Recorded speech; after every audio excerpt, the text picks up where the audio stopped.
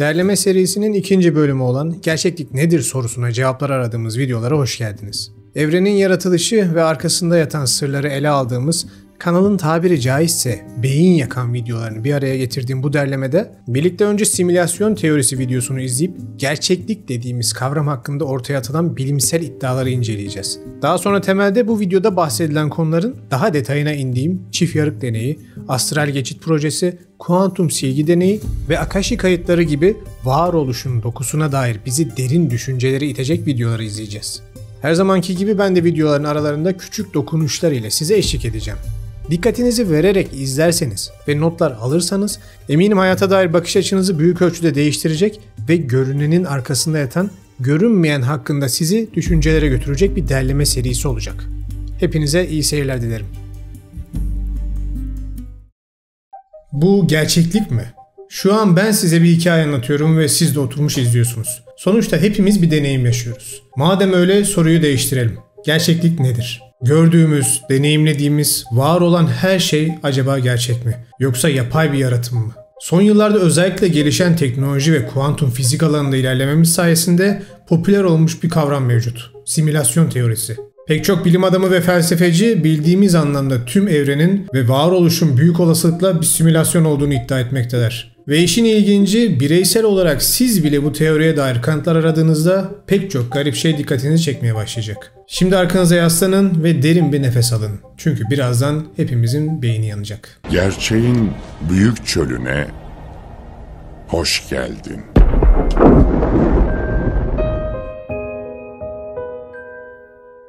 Evrenin bir simülasyon olduğuna dair teoriler aslında binlerce yıldır felsefenin bir parçası. Buna en basit örneklerden birisi Platon'un mağara alegorisidir. Bununla ilgili yaptığım podcast'in linkine ekranın köşesinden ulaşabilirsiniz. Geçmişte bu düşünceye kapılanların teknolojik imkanları ne yazık ki çok kısıtlı olduğu için olay felsefi bir tartışmadan öteye gidememiştir. Ta ki günümüzdeki atılımlara kadar. Bu gördüğünüz kişi Nick Bostrom. Kendisi Oxford Üniversitesi'nde bir felsefeci ve günümüzde simülasyon teorisinin yeniden evrenlenmesini sağlayan kişilerden birisi. Nick 2003 senesinde kaleme aldığı bir makalede simülasyon üçlemesi dediği bir bölüm hazırlar ve şu üç olasılıktan bir tanesinin mutlaka ileride gerçekleşeceğini savunur. 1. İnsanlık bir simülasyon yaratma seviyesine gelmeden önce mutlaka kendini yok edip baştan başlayacaktır. 2. Bir simülasyon yaratabileceğiz ama bunu yapmamayı tercih edeceğiz. 3. Biz de kesinlikle bir simülasyonun içindeyiz.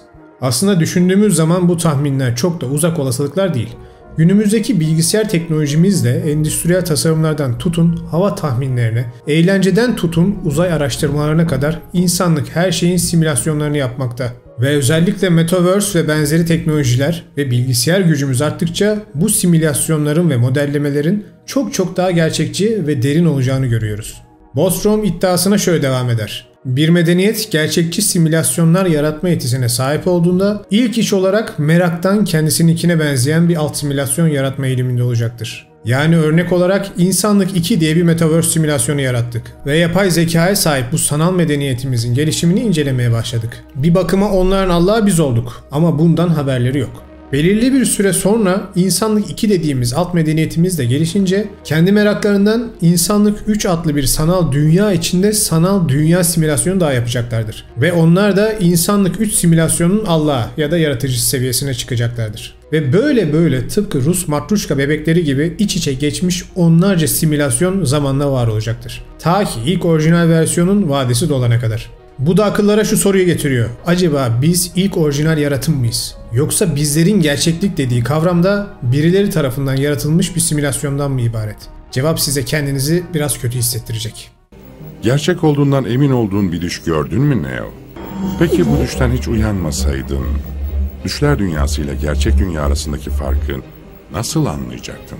Tarih boyunca dinler ister yozlaşmış, ister unutulmuş, ister göz ardı edilmiş olsunlar ya da olmasınlar. Bütün bilgi kirliliğini kenara iterseniz size yadsınamaz bir gerçeği ısrarla vurgularlar. Yaratılış kademeleri. Doğu'nun Budizm, Hinduizm gibi din felsefelerini incelediğinizde yaratılış döngüleri olduğunu görürsünüz. Yani insan doğar, büyür, ölür ve yaptığı iyi ya da kötü davranışlara göre bu dünyada tekrar hatalarını telafi etmek için yeniden başlar. Ve bu kişi bir sonraki seviyeye geçene kadar sürekli tekrar eder durur.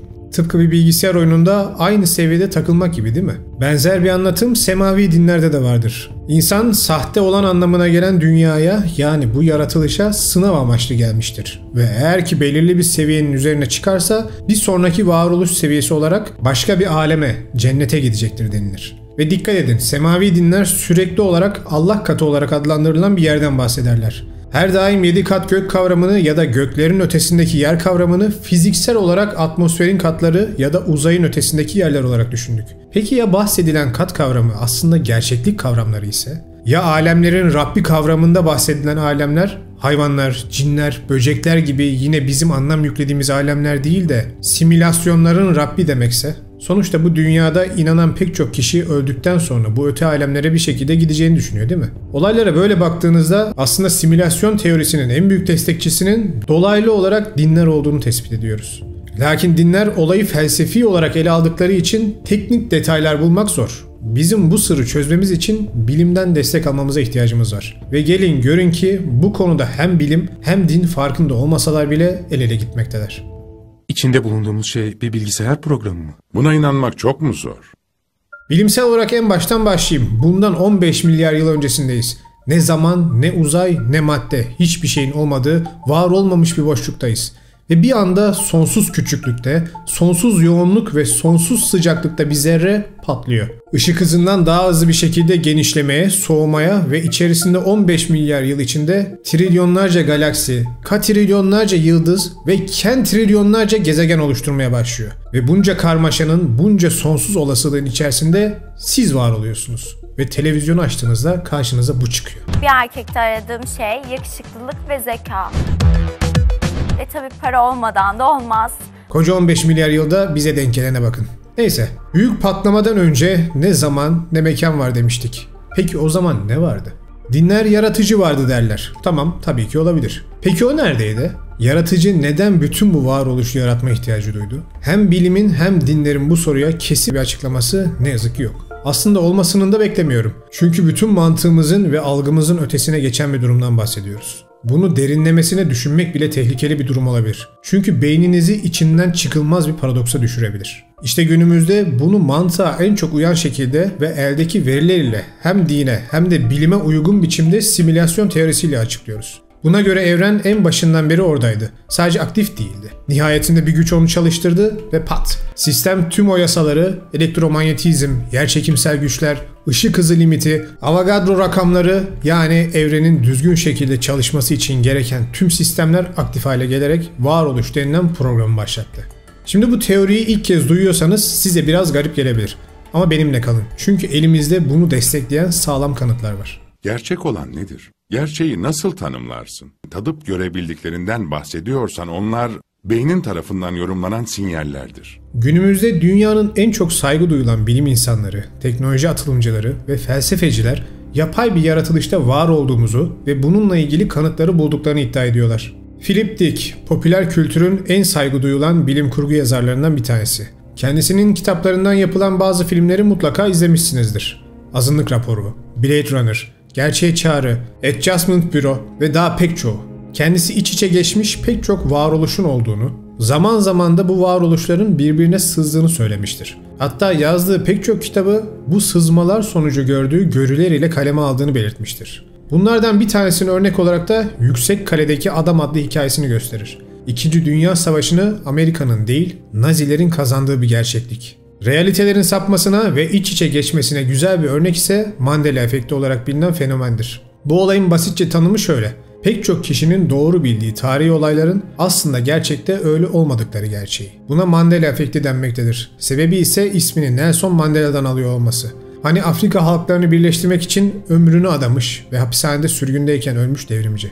İlginçtir, demin verdiğim yanlış bilgiyi dünyadaki milyonlarca insan gerçek sanıyor. Mandela hapiste ölmemiştir. 95 yaşında Güney Afrika'da evinde ölmüştür. Örnekleri çoğaltalım. Pek çoğunuz Monopoly'deki bankacı amcayı bilirsiniz. Onun bir gözlük taktığını da bilirsiniz. Halbuki gerçekte takmaz. Mesela çoğu kişi Mickey Mouse karakterinin pantolon askısı olduğunu düşünse de gerçekte Mickey Mouse bir pantolon askısına sahip değildir. Ya da meşhur Pikachu. Pek çoğunuz Pikachu'nun kuyruğunun ucunda siyah bir leke olduğunu bilirsiniz. Ama aslında o da yoktur. Bir başka örnekte hepinizin bildiği Volkswagen logosu. V ve W harfler arasının birleşik olduğunu zannedersiniz. Halbuki aralarında bir çizgiyle ayrılmışlardır. Bunlar gibi daha yüzlerce örnek bulmanız mümkün. Peki neden milyonlarca insan bu gerçek olmayan ilginç alternatifleri gerçek olarak hatırlıyorlar? Philip Dick bu tarz hataların simülasyondaki bug'lar olduğunu savunmakta. Bunlardan bir tanesi de dejavu denilen fenomen. Dejavu. Sen şimdi ne dedin? Hani bir şeyi yaptığınızda onu her nasılsa yıllar önce yapacağınızı gördüğünüz ve yaptığınız an tekrar hatırladığınız gibi. Ya da daha halk arası açıklaması ile ben bunu yaşamıştım dersiniz. Simülasyon teoricilerine göre bu olgunun olmasının sebebi zaten hali hazırda programlanmış bir varoluşta yaşadığınız için o önceden belirlenmiş ana geldiğinizde bir simülasyon hatası olarak onu daha önceden yapacağınızı bildiğinizi hatırlamanızmış. Yani beyniniz yıllar önce size bir hata sonucu ileride yapacağınız o şeyi bilinçaltı ya da bir rüyada göstermiş oluyor. Ne oldu? Dejavu Matrix'te bir dalgalanmadır. Bir şey değiştirdiklerinde olur. Biraz önce bahsettiğim Mandela efektini hatırlayın. Ona benzer çok ilginç bir fenomen daha var. 100 maymun efekti. Bu hipotezin doğuşu Japonya açıklarında bir adada maymunların bir kısmının tatlı patatesleri deniz suyunda yıkayıp yemesiyle olmuştur. Zamanla bu davranışı sergileyen maymun sayısı artar ve günün birinde belirli bir eşiğin üzerine çıkınca hem adada hem de bağlantısı olmayan komşu adalardaki tüm maymunların tatlı patateslerini deniz suyunda yıkayarak yedikleri ortaya çıkmıştır. Günümüzde halen araştırılan bu olaya göre toplumlarda bir kavram belirli bir miktarda birey tarafından kabul görürse bir anda topluma bir sabit olarak yayılıyor. İşte bu görünmez bilinç sıçramasının da simülasyonda birbirimize bağlı olmamızdan ötürü oluştuğunu savunanlar var. Kanıtlarımız bitti mi? Tabii ki hayır. Derinleşerek devam ediyorlar. Biraz önce de dediğim gibi evrende trilyonlarca yıldız ve gezegen var. Lakin buna rağmen henüz yaşama dair dünya dışında en ufak bir kanıt bile bulamadık. Halbuki basit bir matematik denklemi olan Drake formülüne göre sadece Samanyolu'nda bulunan yaşanabilir bölgedeki gezegenleri hesaplarsak ve bu gezegenlerin çok düşük bir miktarında yaşam olduğunu, ondan da düşük bir miktarda bu yaşamın evrileceği şartların olduğunu hesaba katarsak sadece Samanyolu galaksimizde bile bizim gibi ya da bizden daha gelişmiş 1 milyon medeniyet olacağı sonucu çıkmakta. Bakın sadece bizim galaksimizde bile bu kadar olasılık var. Peki madem öyle herkes nerede? İşte buna Fermi paradoksu denmekte. Gerçekten bu evrende yalnız mıyız? Ki bu matematiksel olarak imkansız olmalı. Ya da simülasyon programımız sadece bize mi odaklanmış durumda? Hepimizin kendimizi hayat oyunundaki en önemli karakter zannetmesinin ve diğer tüm insanların sanki yan rollerde bize sadece eşlik ediyorlarmış gibi hissetmemizin sebebi yoksa bu mu? Mesela MIT Üniversitesi'nde kozmolojist olan Max Tegmark'a bakalım. Max'a göre bu kadar büyük bir evrende bu kadar yavaş bir hız olan ışık hızı sabitinin varoluşu bile yapay bir simülasyonda olduğumuzun en büyük kanıtlarından biriymiş. En büyük sebebi ise bilgisayar oyuncularının aşina olduğu bir şey. Yükleme ekranı beklemesi. Oyun oynayanlar bilirler, haritada yeni bir alana geldiğinizde sizi kısa bir yükleme ekranı karşılar. Orayı bir şekilde atlamayı denerseniz oyun hata verip kapanır. İşte ışık hızı sabitinin de devasa bir simülasyon olan evrenin kontrol eden yapının hem içindeki biz simülasyon canlıları harita dışı alanlara çıkmaktan alıkoymak hem de simülasyonun yeni yerleri yüklemek için zaman kazanmasını sağlamak için sınırlandığını düşünüyorlar. Aslında düşünürseniz kulağa çok saçma gelmiyor. Çünkü şöyle bir bilimsel gerçek var. Bildiğiniz üzere evrene çok büyük olduğu için sonsuz diyoruz. Ama aslında sonsuz değil. Sürekli şişen ve büyüyen bir yapısı var. Ve hadi merak ettiniz bu sınırın ötesine evrenden daha hızlı hareket edip gitmek istiyorum dediniz. Ne yazık ki bunu yapamazsınız. Çünkü sizin ulaşabileceğiniz en yüksek hız ışık hızı ama evrenin büyüme hızı ışık hızından daha hızlı. Yani evren bizzat kendi fizik kuralını hiçe sayan bir hızla büyümekte. Ama sizi o kuralla sınırlamış. Çok ilginç bir şey değil mi? Şimdiki kanıtımız ise cidden çılgınca. Teorik fizikçi Dr. James Gates ilk başlarda simülasyon teorisine oldukça sert bir şekilde karşı çıkmış bir bilim insanıydı. Ve bunun yanlış olduğunu ispatlamak için evrenin en küçük yapı taşı olan kuarklar ve atomun yapı taşlarından birisi olan elektronlar ile ilgili çalışmalar yürütmeye başladı. Lakin bulduğu şey onun fikirlerini tamamen değiştirdiği gibi bizim de varoluşun dinamiklerine olan bakışımızı neredeyse tamamen değiştirdi. Dr. Gates maddenin en temel yapı taşı olan kuarkları matematik formülleriyle anlamaya çalıştığında yapının günümüz bilgisayarlarında kullanılan ve hata düzeltici kodlar olarak bilinen bir yapıya sahip olduğunu görür. Hata düzeltici kodlar günümüz bilgisayar sistemlerinde veri transferi sırasında oluşan hataları tespit edip onu kodlayan kişinin hataları düzeltmesini sağlayan iz bulucu kurallar dizisidir. Ve inanılmaz şekilde atomun yapı taşları olan proton, nötron ve elektronu oluşturan kuarklar da tıpkı bu bilgisayar kodlarının sahip olduğu matematiksel yapıya sahiptir. Ve bu hata düzeltme kontrolünü atomun yapı taşları için yapar. So you're saying as you dig deeper, you find computer code writ in the fabric of the cosmos. Into the equations that we want to use to describe the cosmos, yes. Computer code. Computer code, strings of bits of ones and zeros. Bu gerçekten beyin yakan bir açıklama ve günümüzde özellikle Büyük Hadron Çarpıştırıcısında bu sistemin gerçekliğine dair net kanıtlar aranmakta. Eğer bu gerçekse yaratılmış her şeyin yapı taşında aslında matematiksel kodların yattığı ve tıpkı bir bilgisayar programı gibi bu kodların bir araya gelerek görüntüleri ve gerçekliği oluşturduğu gibi bir sonuç çıkıyor. Bunu size en yalın haliyle şu şekilde gösterebilirim.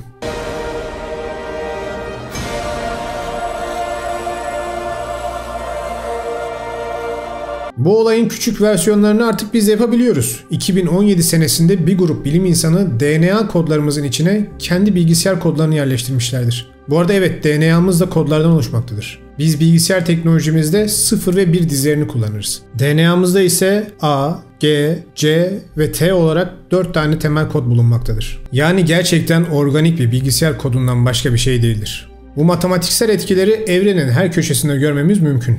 Mesela buna en güzel örneklerden birisi Fibonacci sayıları ve altın orandır. Temelde Fibonacci rakamları önceki iki sayının toplamının devamı şeklinde gider. 0 artı 1 eşittir 1, 1 artı 1 eşittir 2, 2 artı 1 eşittir 3, 3 artı 2 eşittir 5, 5 artı 3 eşittir 8 diye sonsuza kadar gider. Altın oran olarak bilinen oranı ise ardışık iki Fibonacci rakamını birbirine bölerek elde edersiniz. Ve her zaman 1.618 olarak kendini tekrar gibi görürsünüz. Misal çiçeklerin yaprakları büyük oranda Fibonacci rakamları şeklindedir. Ağaçların oluşturduğu dalların sayısı Fibonacci rakamlarıdır. Kişiler bunun bir tesadüf olduğunu ve insanların sadece görmek istedikleri şeyleri görüp algıda seçicilik yaptığını söyler. Çünkü onlara göre insan beyni kaosta düzen görmek için programlanmıştır. Aynen öyle. Biz de zaten şu an insan beyninin bazı şeylere tıpkı bir bilgisayar gibi programlarını tartışıyoruz, değil mi? Bazı konular tabii ki tartışmaya açık ama gözümüzün önündeki kocaman bulgulara da tesadüf deyip geçmek bana biraz saçma geliyor.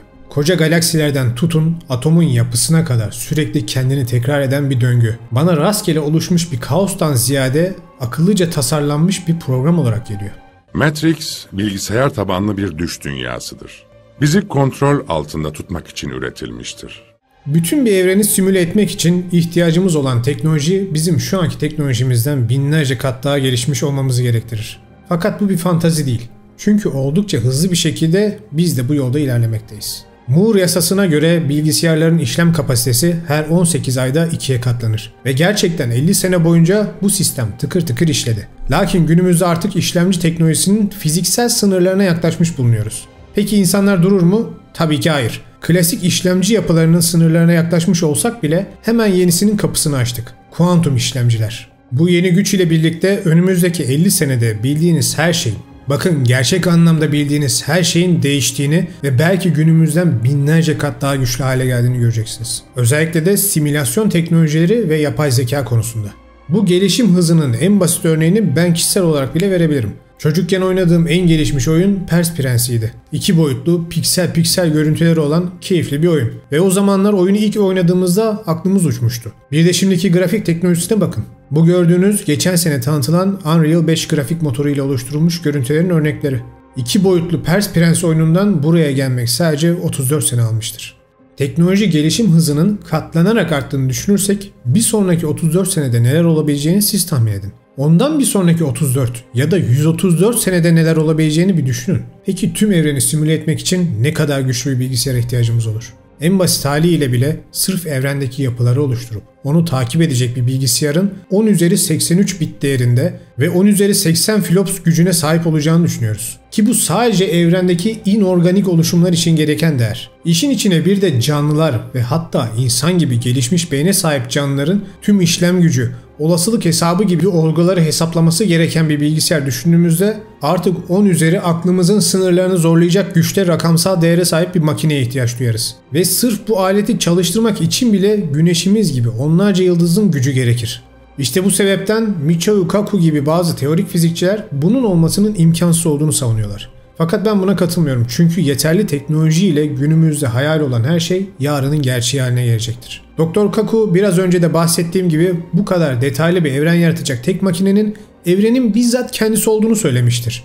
Peki ya simülasyon Dr. Kaku'nun iddia ettiği temel evren modeli gibi çalışmıyorsa? Ya evren ve içindeki her şey sadece biz onu incelediğimizde var oluyorsa? İşte o zaman bütün bir evreni çok daha rahat bir şekilde yaratabilirdiniz. Ve bu sistemin çalışması için de yapmanız gereken tek şey birkaç kural koyup varlıkların bu sınırları aşmamasını sağlamak olurdu. Tıpkı açık dünya bilgisayar oyunlarındaki gibi değil mi? Gelin görün ki birileri gerçekten de evrenimize tam bu sebepten bu tarz sınırlar koymuşlar. Merhaba Neo. Sen de kimsin? Matrix'i ben yarattım. Tasarımı yapan mimarım. Meşhur çift yarık deneyi, evren ve yaratılış ile algımızı tamamen yıkan ve halen bilimin sırrını tam olarak çözemediği bu sıra dışı deney ile ilgili çok detaylı bir video daha önce yapmıştım. İzlemenizi tavsiye ederim. Fakat konumuzla alakalı olduğu için tekrar bir özet geçeceğim.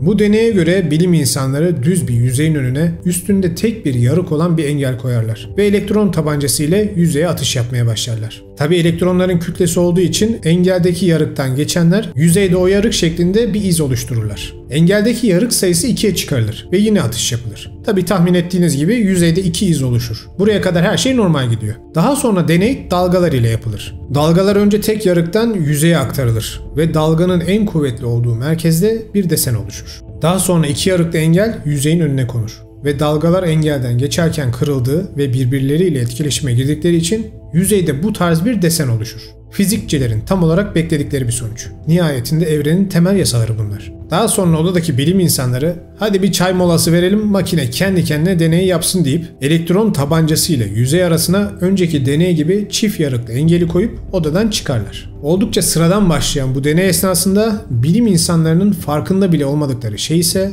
verdikleri bu mola bittiğinde bugüne kadar bildiğimiz anlamdaki tüm fizik kanunlarının da bitmiş olacağıydı. Bilim insanları odaya tekrar girip deneyin sonucuna baktıklarında elektronların yüzeyde tıpkı dalgalarınki gibi desenli bir iz bıraktığını görürler. Tabi duruma şaşıran bilim insanları buna bir anlam veremez ve deneyi hatalı olduğunu düşünüp tekrar ederler. Ve her şey tıpkı önceki gibi eski haline döner. Yüzeyde sadece 2 desen görülür. Aynen olması gerektiği gibi. Fakat bilim insanları deneyi gözlemci olmadan tekrar denerler ve elektronların bir kez daha kütlesiz dalgalar gibi hareket ettiğini tespit ederler. Akıllar iyice karışmıştır. Fizik kurallarına göre kütlesi olan bir nesne test aşamasında kimse onu izlemezken kütlesiz bir dalga yapısı şekline dönüşüyordu. Bu bildiğimiz anlamda fiziken imkansız bir şey olmalıydı. Aradan geçen yıllarda fizikçi John Wheeler deneyi teknolojiyle bir tık daha ilerletmeye karar verir. Ve zaten yanmış beyinleri tamamen eriten sonucu ortaya çıkarır. Dr. Wheeler deney düzenindeki sensörleri geliştirmiştir. Bu sayede elektron tabancası elektron atımına başladığında elektronlar çift yarık engelinden geçene kadar gözlemci sensör kapalı kalacaktı. Ama yüzeye değmeden hemen önce sensör devreye girip gözlem yapacaktı. Düzenek kurulur ve makine ateşlenir. Önceki garip sonuçtan tahmin ettiğiniz gibi gözlemci sensör kapalı olduğu için elektronlar dalga olarak yarıktan geçerler. Ama tam yüzeye değmeden önce gözlemci sensör çalışır ve olanlar olur. Deneyin başından bu yana hali hazırda hareket etmiş olan dalga şeklindeki elektronlar gözlemci devreye girdiği salisede tekrardan maddeye dönüşürler. Bakın bunu iyi anlamanızı istiyorum. Elektron makineden çıktı, yol kat etti, yarığa geldi, onu geçti ve halen yapısı dalga. Yine mesafe kat etti ve tam hedefine değecekti ki birisi ona baktı ve tüm elektronlar bir anda maddeye dönüştü ve deneyin sonuçları detaylı incelendiğinde şu görüldü. Makineden çıktığı andan itibaren kendini dalga olarak var etmiş elektrona birisi baktığında makineden çıktığı ilk hali bile tekrardan maddeye dönüşüyordu. Yani kısaca elektron zamanda geriye gidip kendini anında dalga değil tekrardan madde olarak gözlemciye sunuyordu. İşte bu olay deneyin yapıldığı ilk günden beri tüm fizik camiasının beynini eritmiş ve cevabı bulanın anında Nobel ödülü kazanacağı bir paradoks haline gelmiştir. Şimdi bu mantıkla yola çıkan simülasyon teorisyeni fizikçiler şu sonuca varırlar. Evrendeki herhangi bir şey sadece biz onu aradığımızda Ya da benimsediğimiz fizik kuralları çerçevesinde görmek istediğimiz için o şekilde var oluyor. Yani bir başka deyişle bütün varoluştaki gerçekliğimizi bizzat biz onu nasıl görmek istediğimize göre şekillendiriyoruz. Hani kötü şeyler düşünme başına gelir filan deriz ya. İşte o laflar bile dönüp dolaşıp insanın kendi gerçekliğini yaratma özelliğine bir atıf. Bu olayı aslında en yalın haliyle anlatan görüntü belki de Matrix filminin şu meşhur sahnesinde geçer. Kaşığı eğmeyi boşuna deneme. Bu imkansızdır. Bunun yerine sadece gerçeği anlamaya çalış. Hangi gerçeği? Bir kaşık yok. Bir kaşık yok mu? Bu yüzden eğdiğin şey kaşık değil. Sadece kendinsin.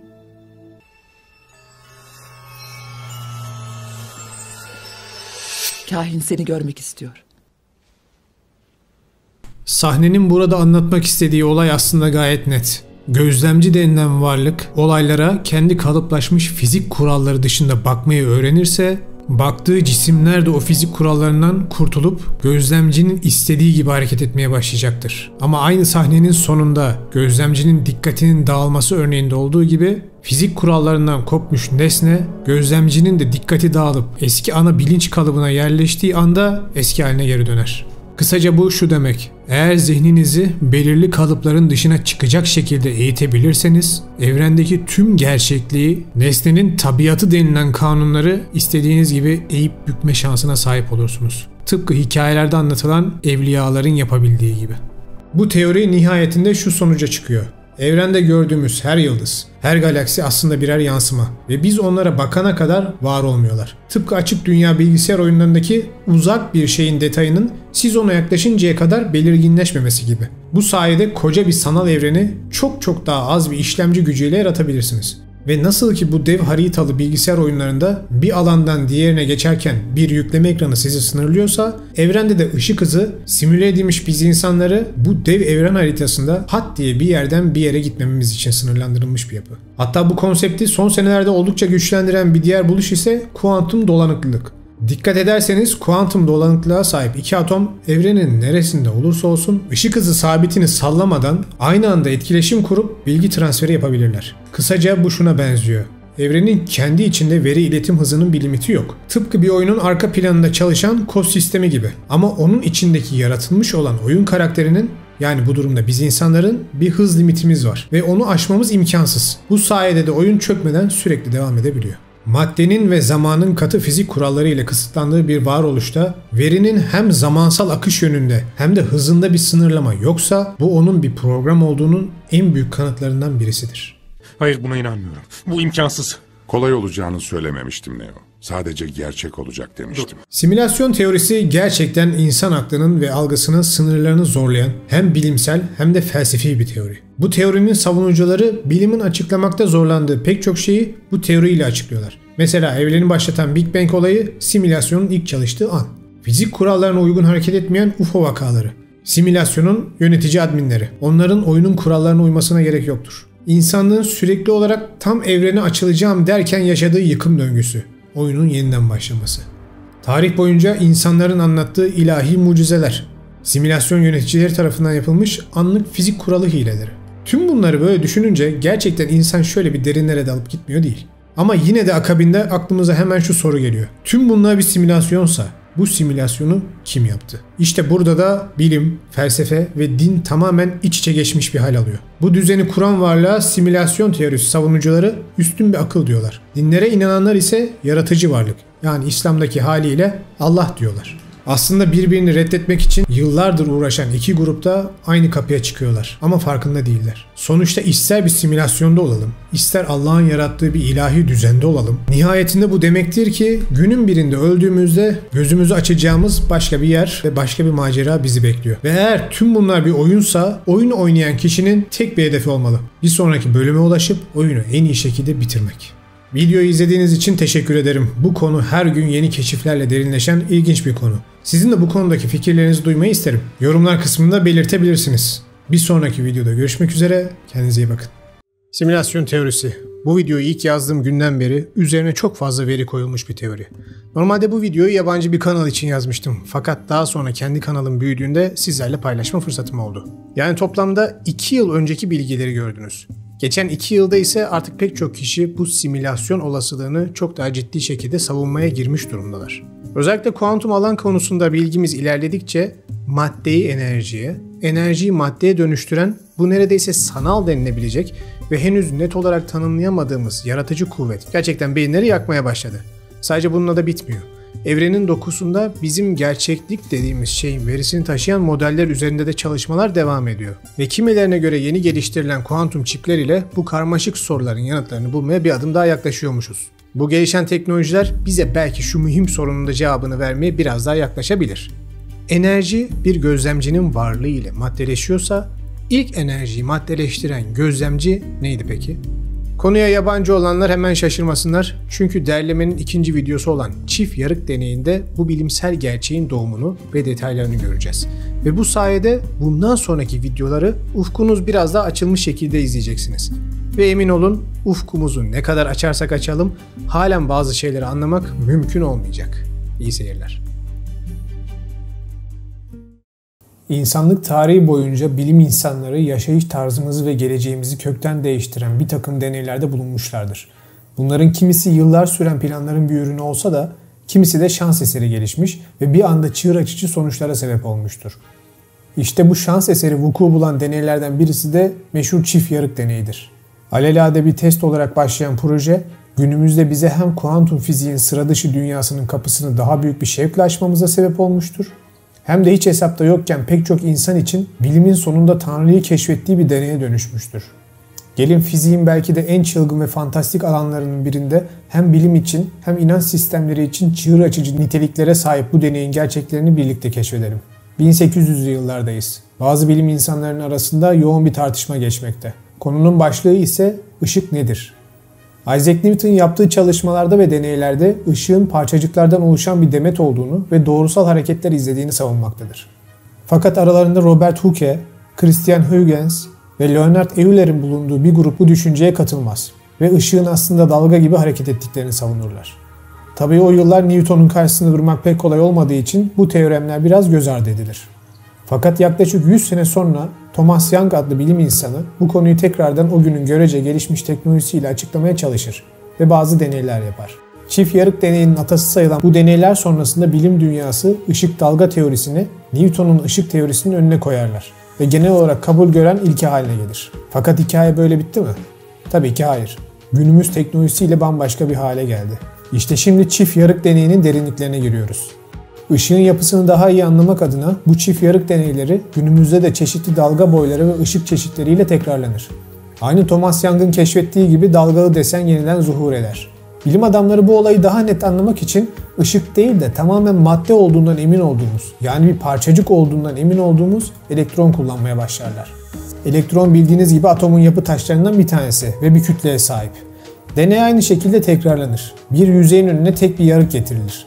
Elektron tabancası ateşlenir ve herkesin beklediği gibi yüzeyde o çizgisel desen oluşur. Tıpkı bir parçacığın oluşturduğu gibi. Şu ana kadar her şey normal. Bilim adamları aynı ışıkta yapıldığı gibi bu sefer yüzeyin önüne çift yarıklı bir engel getirirler. Ve işte işler bir anda sarpa sarmaya başlar. Çift yarık deneyi yapıldığında aynı ışıkta olduğu gibi zeminde dalgalı bir yüzey işareti bırakır. Şimdi düşündüğünüz zaman bu imkansız. Elimizde madde olduğu bilimsel anlamda kanıtlanmış elektron var. Ama davranıştaki hali dalga. İnsanların kafası iyice karışır. Deneyi defalarca tekrarlarlar. Sonuç hep aynıdır. Sistemsel bir hata olduğunu düşünüp yarıklardan bir tanesinin önüne bir elektron dedektörü koyulur. Böylelikle o yarıktan ne kadar elektron geçtiği ölçülebilecektir. Deneye tekrar başlanır. Elektronun her geçişinde elektron sensörü ötmeye ve ışık vermeye başlar. Saatler sonra yüzeye bakıldığında tam beklenildiği gibi yarığın arkasında iki tane düz bir çizgi gözükür. Sistemsel bir hata olup olmadığını anlamak için sensör kapatılır ve deney tekrarlanır. Fakat saatler sonra yüzeyde yine aynı dalgalı desen belirir. İşte o an herkesin beyninin yandığı andır. Parçacık olarak nitelendirilen atomun temel yapı taşlarından elektron, bir gözlemci olmadığı zamanlar dalga olarak var olmakta ama bir gözlemcinin varlığında bizim bildiğimiz hali olan maddeye dönüşmektedir. Peki bu nasıl mümkün olabilir? Elektron izlendiğini nasıl bilebiliyor? Bir maddenin gerçekliği, hatta tümüyle yaşamın gerçekliği bir gözlemcinin varlığı ile nasıl tamamen değişebilir? Deney günümüzde ışıkla, elektronla, protonla defalarca tekrarlanır ve sonuç hep aynı kalmaktadır. Gözlemci yokken dalga, gözlemci varken madde. Bu sorunun cevabını bilim ve teknolojiyle henüz bulamadık. Ama belki de cevap yüzlerce yıldır gözümüzün önündeydi. Antik dinleri ve metinleri incelediğimizde yaratılışa dair olan bilgilerinde ortak birkaç nokta dikkat çekiyor. Birkaç örnek vereyim. Maya inancına göre yaratılıştan önce 2 adet varlık vardı. İnşa edici Tepeu ve kutsal ruh yılan Gucumatz. Bu 2 varlık birleşerek düşünceleriyle maddeyi oluşturdular ve var olan her şeyi yarattılar. Hindu inancında yaratıcı Brahma sonsuzluk denizinden var olan her şeyi yaratır. Sümerlere göre var olan her şey kadim yaratılış denizinden yaratılmıştır. Mısır'a göre sonsuzluk denizinde her şey şekilsizken yaratıcı yılan Apet, Aten'i oluşturur. Aten de sonsuzluk denizinden kalan tüm varoluşu yaratır. Antik Yunan'da ise yaratılıştan önce sadece kaos mevcuttu. Maddenin şekli yoktu, sadece kaos vardı. Ve daha sonra yaratıcı, ki Yunan mitolojisinde bu varlığın bir adı yoktur, kaosu düzene dönüştürerek var olan her şeye şekil ve düzen vererek evreni ve içindekileri yaratır. Sanırım ortak noktayı gördünüz. Tüm bu inanışlarda bir yaratılış denizi, düzensiz bir birikim söz konusu. Daha sonra o kültüre göre ismi değişen Tanrı bu düzensiz denize ya da kaosa bir şekil vererek maddesel evreni yaratır. Ya da bazılarında kutsal ruh yılan şekillendirici bir varlık ile birleşerek maddesel evreni var eder. Şimdi bu sembolik anlatımları 21. yüzyıl algımız ile ele alalım. Kuantum fizik bize maddenin temel yapı taşlarının madde olarak değil bir dalga olarak davrandığını söyler. Ve bu dalgalara, yani maddenin madde özelliği kazanmadan önceki enerji formuna kuantum fizikte sicim denmektedir. Yani günümüz bilimine göre maddenin temel taşı atom değil, bir enerji formu olan sicim dalgalarıdır. Şimdi mitoloji ve bilimi birleştirelim. Sicim yapısı gereği sürünen bir yılana benzetilebilir. Ve bu sicim topluluğu dalgalanan bir denize de benzetilebilir.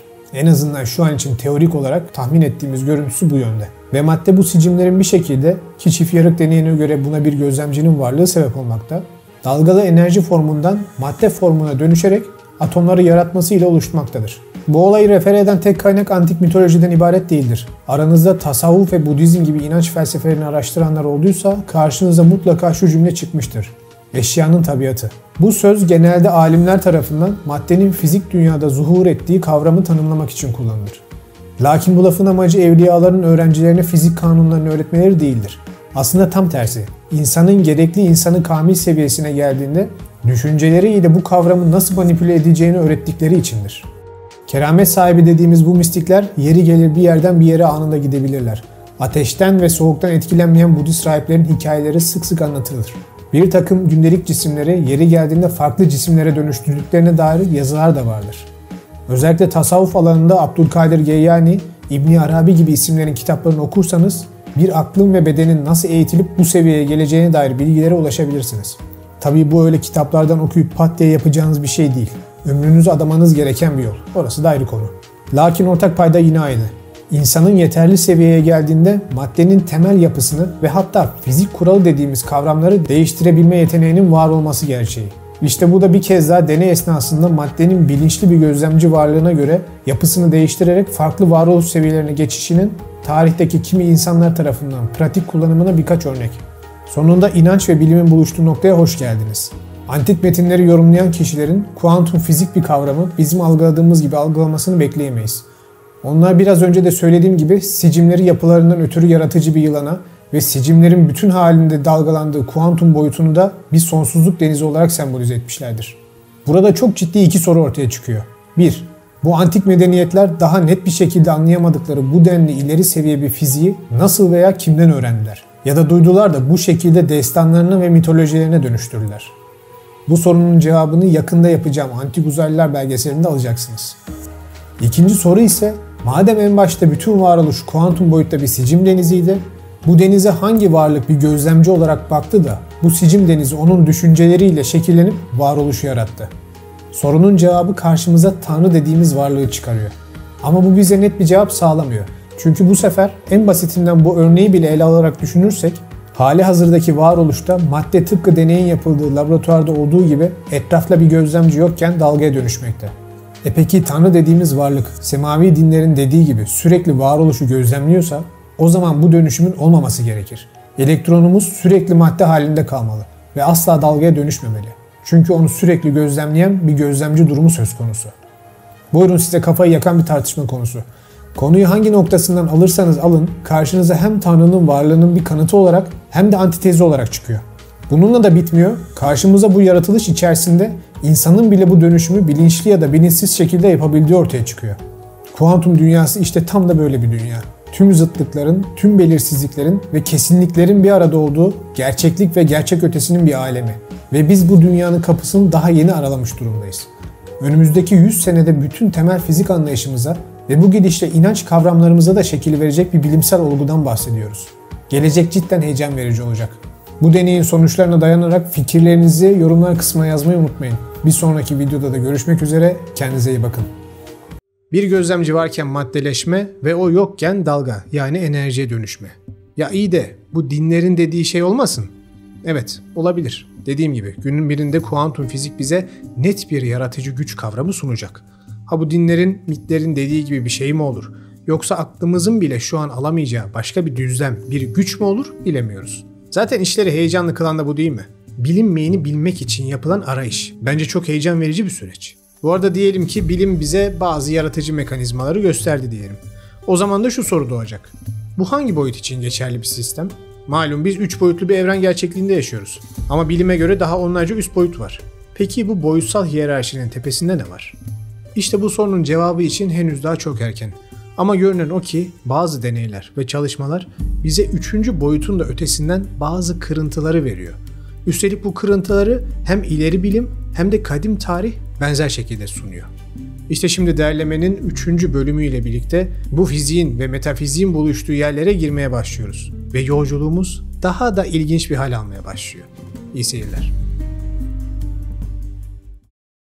Amerikan ordusu her daim süper askerler üretmenin çeşitli yollarını aramıştır. Performans arttırıcı kimyasallardan tutun, zihin kapasitesini arttıran ilaçlara kadar sayısız test yapılmıştır. Günümüzde de beyne ve bedene yapılacak olan implant teknolojileri üzerinde çalışmaktalar. Bu bir sır bile değil. Gayet açık seçik yürütülen projeler. Ama bunların hiçbiri 1983 senesinde CIA ve askeriyenin yaptığı deneyin sonuçlarının yanından bile geçemez. Albay Wayne McDonald ile tanışın. Kendisi 83 senesinde yürütülen bu gizli operasyonun başındaki kişiydi ve testler tamamlandığında adına Geçit Projesi denilen bir belge ortaya çıktı.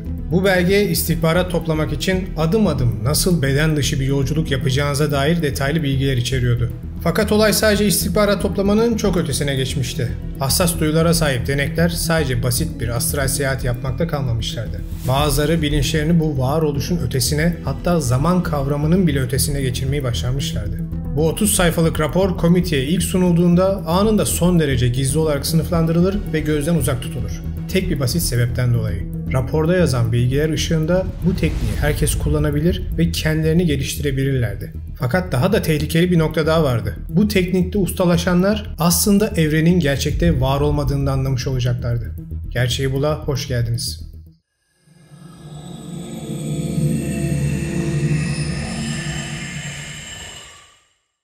Albay McDonald'ın Geçit Projesi ortaya son derece tartışmalı bir kavram hakkında veriler koymuştur. Bizim 3. boyut gerçekliğimizin ötesinde farklı gerçekliklerin, farklı zamanların ve farklı alemlerin var olduğu gerçeği. Tıpkı simülasyon teorisi videom gibi bu da beyin yakan bir bölüm olacak. Kendinizi hazırlayın. Ve videonun sonunda olay sahte, gerçekler şu şekilde diye bitireceğimi de zannetmeyin. Çünkü olay son derece inanılmaz olsa da tamamen gerçek. Bilimin ve metafiziğin uçlarına doğru yolculuğumuz başlıyor. Aradan geçen yıllardan sonra Amerikan Bilgi Alma Yasası çerçevesinde Geçit Projesi'nin bazı sayfaları şu an halka açık şekilde arşivlerde bulunmakta. Linki açıklama kısmına bırakıyorum, isteyen inceleyebilir. Bizzat siz de rapordaki teknikleri ve bilgileri kullanarak bu deneyim konusunda kendinizi eğitebilirsiniz. Şimdi bu tarz konular ilk başta çoğu kişiye fantastik girişimler ve hayal ürünü şeyler gibi gelebilir. Hatta deneyi yürüten Albay McDonald da ilk başlarda sizin gibi düşünüyormuş. Ve bu sebepten projenin her adımını bilimsel temellere oturtma yoluna başvurmuş. Albayımız dönemin en meşhur biyomühendislerinden olan Isaac Mantov'u projeye dahil eder ve deneylerin insan fizyolojisiyle olan etkisini analiz etmesini ister. Sadece bu da değil. Dönemin kuantum fizik uzmanları, teorik ve klasik fizik uzmanları da projeye dahil edilir. Hepsinin tek bir amacı vardır. Yaşanan sıra dışı metafizik olguları bilimsel olarak açıklamak ve analiz etmek. Yani anlayacağınız gibi olay ciddi bir bütçe ve ciddi bir bilimsel yaklaşım ile yürütülmüş. Şimdi koca ordu bunlarla mı uğraşacak diye düşünenler küçük bir internet araştırması ile hem Amerikan ordusunun hem de CIA'in bu tarz duyu dışı algılama projelerine harcadıkları akıl almaz rakamları bizzat kendileri tespit edebilirler. Devam edelim. Biraz önce de dediğim gibi ortaya çıkan raporda adım adım bir kişinin bilincini nasıl astral düzleme yönlendireceği ve zaman mekan kavramlarının ötesinde hareket edeceği detaylıca anlatılmış. Fakat tüm bunlara rağmen Albay McDonald bunun kulağa çılgınca geldiğinin farkındadır. Ama tüm bu sıra dışılığa rağmen her şeyin bilimsel temelleri oturduğunda raporunda şu şekilde dile getirmiştir. A geçidinin temel hedefleri açısından makul olduğunu düşünmek için fiziksel bilim parametreleri açısından sağlam bir rasyonel temel vardır. Sadece kişisel değil, aynı zamanda pratik ve profesyonel nitelikteki sezgisel içgüdüler makul beklentilerin sınırları içinde görülmektedir. Geçit projesinin temeli 1970'lerde Virginia'da bulunan Monroe Kurumu tarafından geliştirilmiştir. Bizzat projenin başındaki Albay McDonald ve deneye katılacak olan ekibi de bu tesiste birkaç hafta boyunca eğitim almışlardır. Merak edenler için kurum günümüzde bile faaliyetlerini sürdürmekte. Albay McDonald raporunu ilginç bir notuyla bitirir. Bu tekniğin herkes tarafından öğrenilebileceğini söyleyen albay, üstlerini olası karşı ajanların saldırılarına ve hatta zamanın ve mekanın ötesinde dost olmayan varlıklara karşı uyarır. Yani psikik alemde olabilecek bir savaşa karşı. Her ne kadar geçit projesi herkesin yapabileceği bir şey olsa da bunu öyle şak diye yapmanız tabii ki mümkün değil. Öncelikli olarak temel noktalarda kendinizi geliştirmeniz lazım. Rahatlama teknikleri, meditasyon ve yüksek odaklanma teknikleri. Sadece bu da değil. Zihninizi temel kalıplardan özgür bırakıp yeni deneyimi kabul edeceği şekilde eğitmelisiniz. İşte tüm bu tekniklerde gerçekten ustalaştığınız zaman hayata ve varoluşa karşı olan bakışınız değişmeye ve etrafınızdaki her şeyin beyniniz tarafından yaratılmış bir illüzyon olduğunu anlamaya başlarsınız. Katı madde bildiğimiz anlamda basitçe mevcut değildir. Daha ziyade atomik yapı olağanüstü yüksek hızlarda yörüngede dönen diğer salınımlı enerji ızgaraları tarafından çevrelenen salınımlı enerji ızgaralarından oluşur. Katı madde diye bir kavram aslında yoktur. Var olan her şey inanılmaz hızlarda titreşen enerjiden ibarettir. Evrendeki en büyük maddeden tutun atomun yapı taşlarına kadar her şey gerçekten de titreşen bir enerjiden ibarettir. Özet olarak bütün bedenimiz, beyin, bilinç ve her şey onu çevreleyen evren de dahil sadece kompleks bir enerji alanı sistemidir. Maddenin halleri denilen sözüm ona durumlar ise enerjisel değişimlerden ibarettir. İnsan bilinci ise bu enerjiyle etkileşimin bir sonucudur. Bilincimiz etrafımızdaki enerjileri bildiğimiz anlamda varoluş olarak görecek şekilde ayarlanmıştır. Fakat beynimiz bu enerjilerin oldukça kısıtlı bir miktarını görebilmektedir. Bunu arabanızdaki radyo olarak düşünebilirsiniz. Mesela siz Power FM dinleyecek şekilde frekansı ayarladınız. Ama o esnada siz dinlemeseniz bile yüzlerce radyonun da frekansı aslında havada yayılmakta. İşte beynimiz de aynı bu radyo gibidir. Gerçekliğimizi yaratacak temel bir frekansa ayarlanmıştır. Ve sadece o kanalı çeker. Nasıl ki bir radyo sinyallerini dönüştürüp onları sese çevirebiliyorsa, beyniniz de bu evrensel enerji sinyallerini çevirip onları koku, doku, görme, işitme gibi kavramlara dönüştürür. Yani normalde gerçeklik olarak adlandırdığımız her şey aslında beynin yorumladığı elektrik sinyallerinden başka bir şey değildir. Geçit projesi raporunda bu gerçeklik hepimizin ortak şekilde deneyimlediği bir evrensel hologram olarak belirtilmiştir. Evren dediğimiz kavram birbiriyle etkileşim halindeki enerji alanlarından ibarettir. Kendi içinde akıl almaz kompleks bir yapıya sahip devasa bir hologramdır. Stanford Üniversitesi'ndeki nörobilimci Carl Pilgrim ve Londra Üniversitesi'ndeki fizikçi David Bohm'a göre insan zihni de kendini evrensel hologram ile eşlenik hale getirmiş bir hologramdan ibarettir. Bu sayede bilinç dediğimiz kavramı yaratır. Geçit projesi sizi tam olarak zihninizi bu süre gelen bilinç aşamasına karşı kapatıp diğer alternatifleri görmeniz için yönlendirir. Adamlar olaya gayet temel hatlarıyla yanaşmışlar. Öyle senelerce tapınaklarda kendinizi izole etmenize, şamanlardan, gurulardan yardım almanıza ya da zihin açıcı kimyasallar kullanmanıza gerek kalmadan sadece biraz önce dediğim temel konularda kendinize eğitmeniz ve kulağınıza kulaklıklarınızı takmanız yeterli. Çünkü geçit projesinin temel noktası sese dayanmakta. 1950'lerde New York radyoculuk direktörü Robert Monroe farklı ses tonlarının ve frekanslarının insan zihnini farklı yönlerde etkilediğini keşfeder. Aslında ezelden beri bilinen bir şeyi yeniden kendince keşfeder diyelim. Çünkü binlerce sene önce antik medeniyetler sesleri ve renkleri hasta insanları iyileştirmek için kullanırlardı. Özellikle Mayalar ses konusunda son derece gelişmiş bir medeniyetti. Bazı ses dalgaları sizi uykulu yaparken diğerleri sizi gerer. Bazıları sizi ansiyete yaşatırken bazıları sizi gevşetir. Bu tekniği kendince geliştiren Monroe, hipnopedi ya da uykuda öğrenme denilen kavramı geliştirir.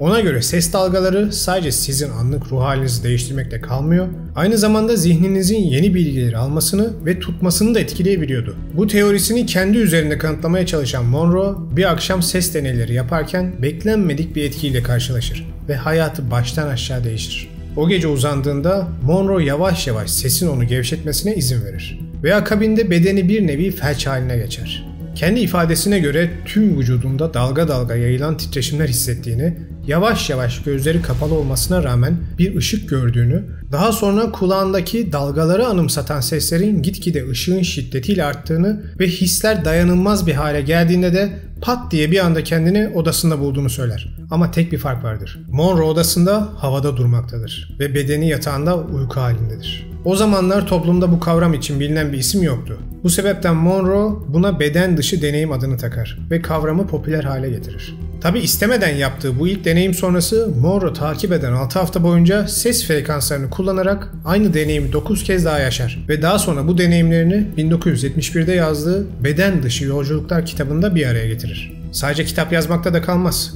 Bu deneyim ve tekniğin öğretildiği Monroe Enstitüsü'nü kurar ve insan beyni ile ses ilişkisi konusunda dünya çapında saygı gören bir araştırma merkezine dönüştürür. Geçen zamanlarda Monroe, beden dışı deneyim esnasında beyninin sağ veya sol loblarını belirli bir senkronizasyona soktuğunda bu deneyimin daha da derinleştiğini ve daha uzun süre korunduğunu keşfeder. Bilimsel olarak her ne kadar beyniniz aslında bir bütün olarak çalışsa da her insanda sağ ya da sol lob diğerine göre biraz daha güçlüdür ve bu sayede temel karakteristik özellikleriniz ortaya çıkar. Mesela beynin sol tarafı mantık, neden-sonuç ilişkisi ve gözlem gibi kavramların yoğun olduğu bölümdür. Sağ taraf ise duygular ve yaratıcılık gibi kavramları etkiler. Yapılan bilimsel araştırmalarda beynin sol yanının beta dalgaları olan 13 ila 30 Hz arasında daha aktif hale geldiği, sağ tarafın ise alfa dalgaları olan 8 ila 13 Hz arasında daha aktif duruma geçtiğini tespit ettik.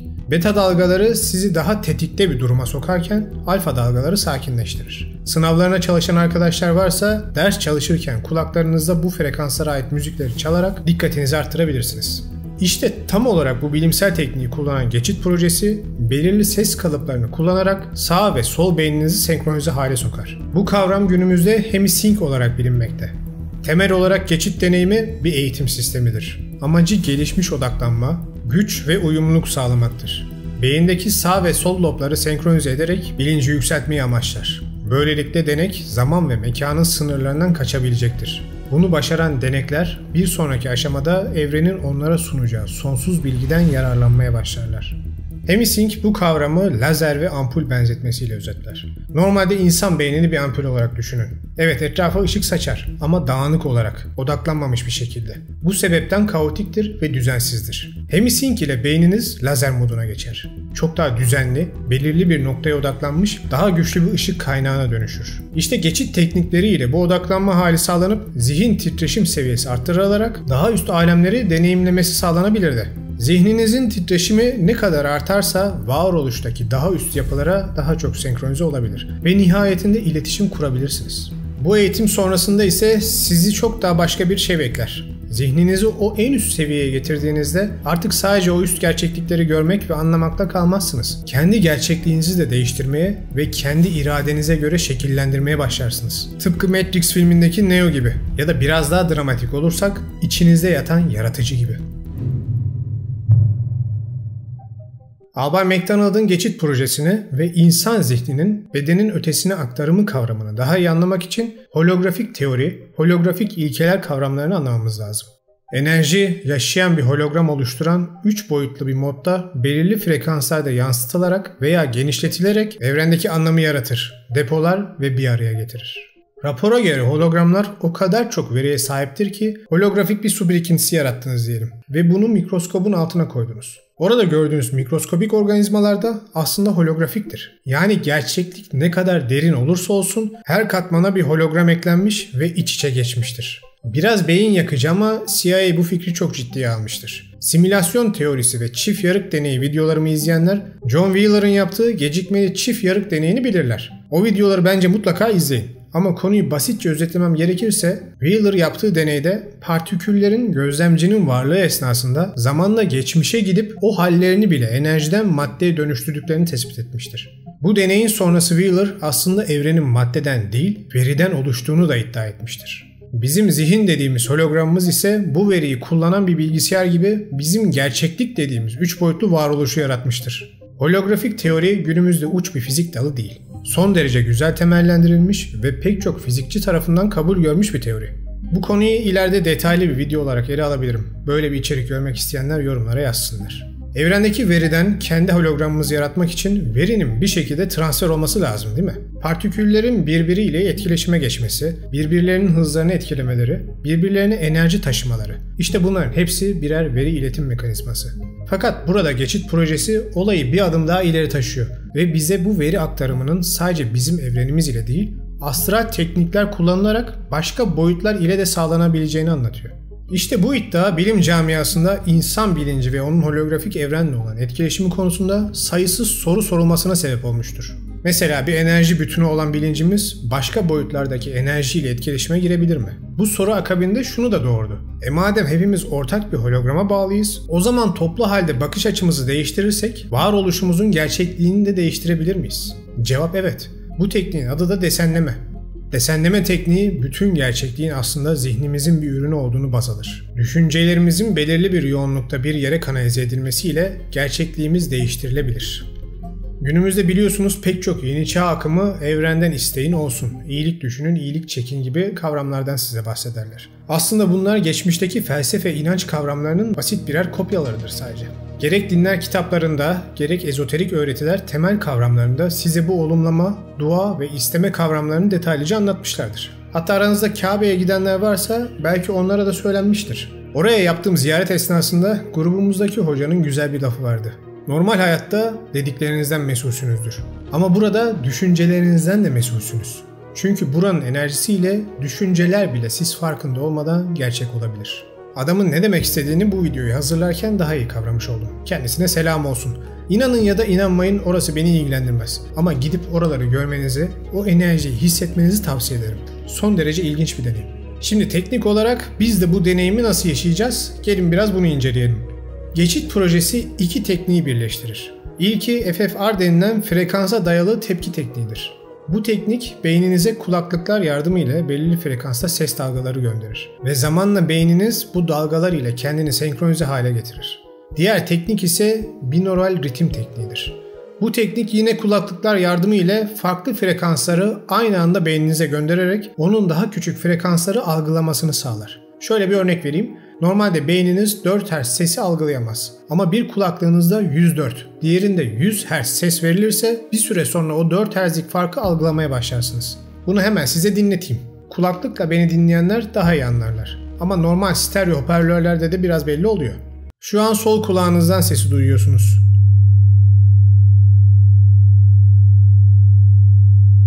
Şimdi de sağdan.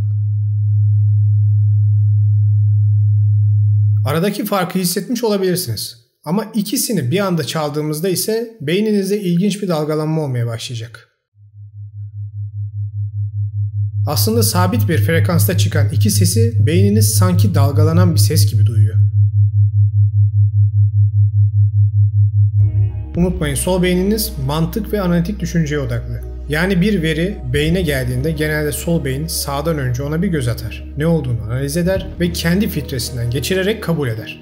Ama duygusal ve yaratıcı yanımız olan sağ beyin her gelen bilgiye kucak açar ve kabul eder. Bu sebepten genelde sol beyin devredeyken ve güçlüyken duyu dışı denebilecek tecrübeleri kolay kolay yaşamazsınız. Hatta bu konsept üzerine ünlü psikolog ve hipnoterapist Ronald Stone şöyle demiştir. Bir hastayı hipnoza sokup tedavi etmek için öncelikle onun sol beynini rahatlatacak ve aradan çıkaracak uygulamalar yaparız. Böylelikle hastanın bilinçaltı hem bizimle iletişime hem de bizden alacağı komutlara açık hale gelir. Bunun dramatik örneklerini hipnoz altında şaklabana dönen insanlar videosunda görmüşsünüzdür.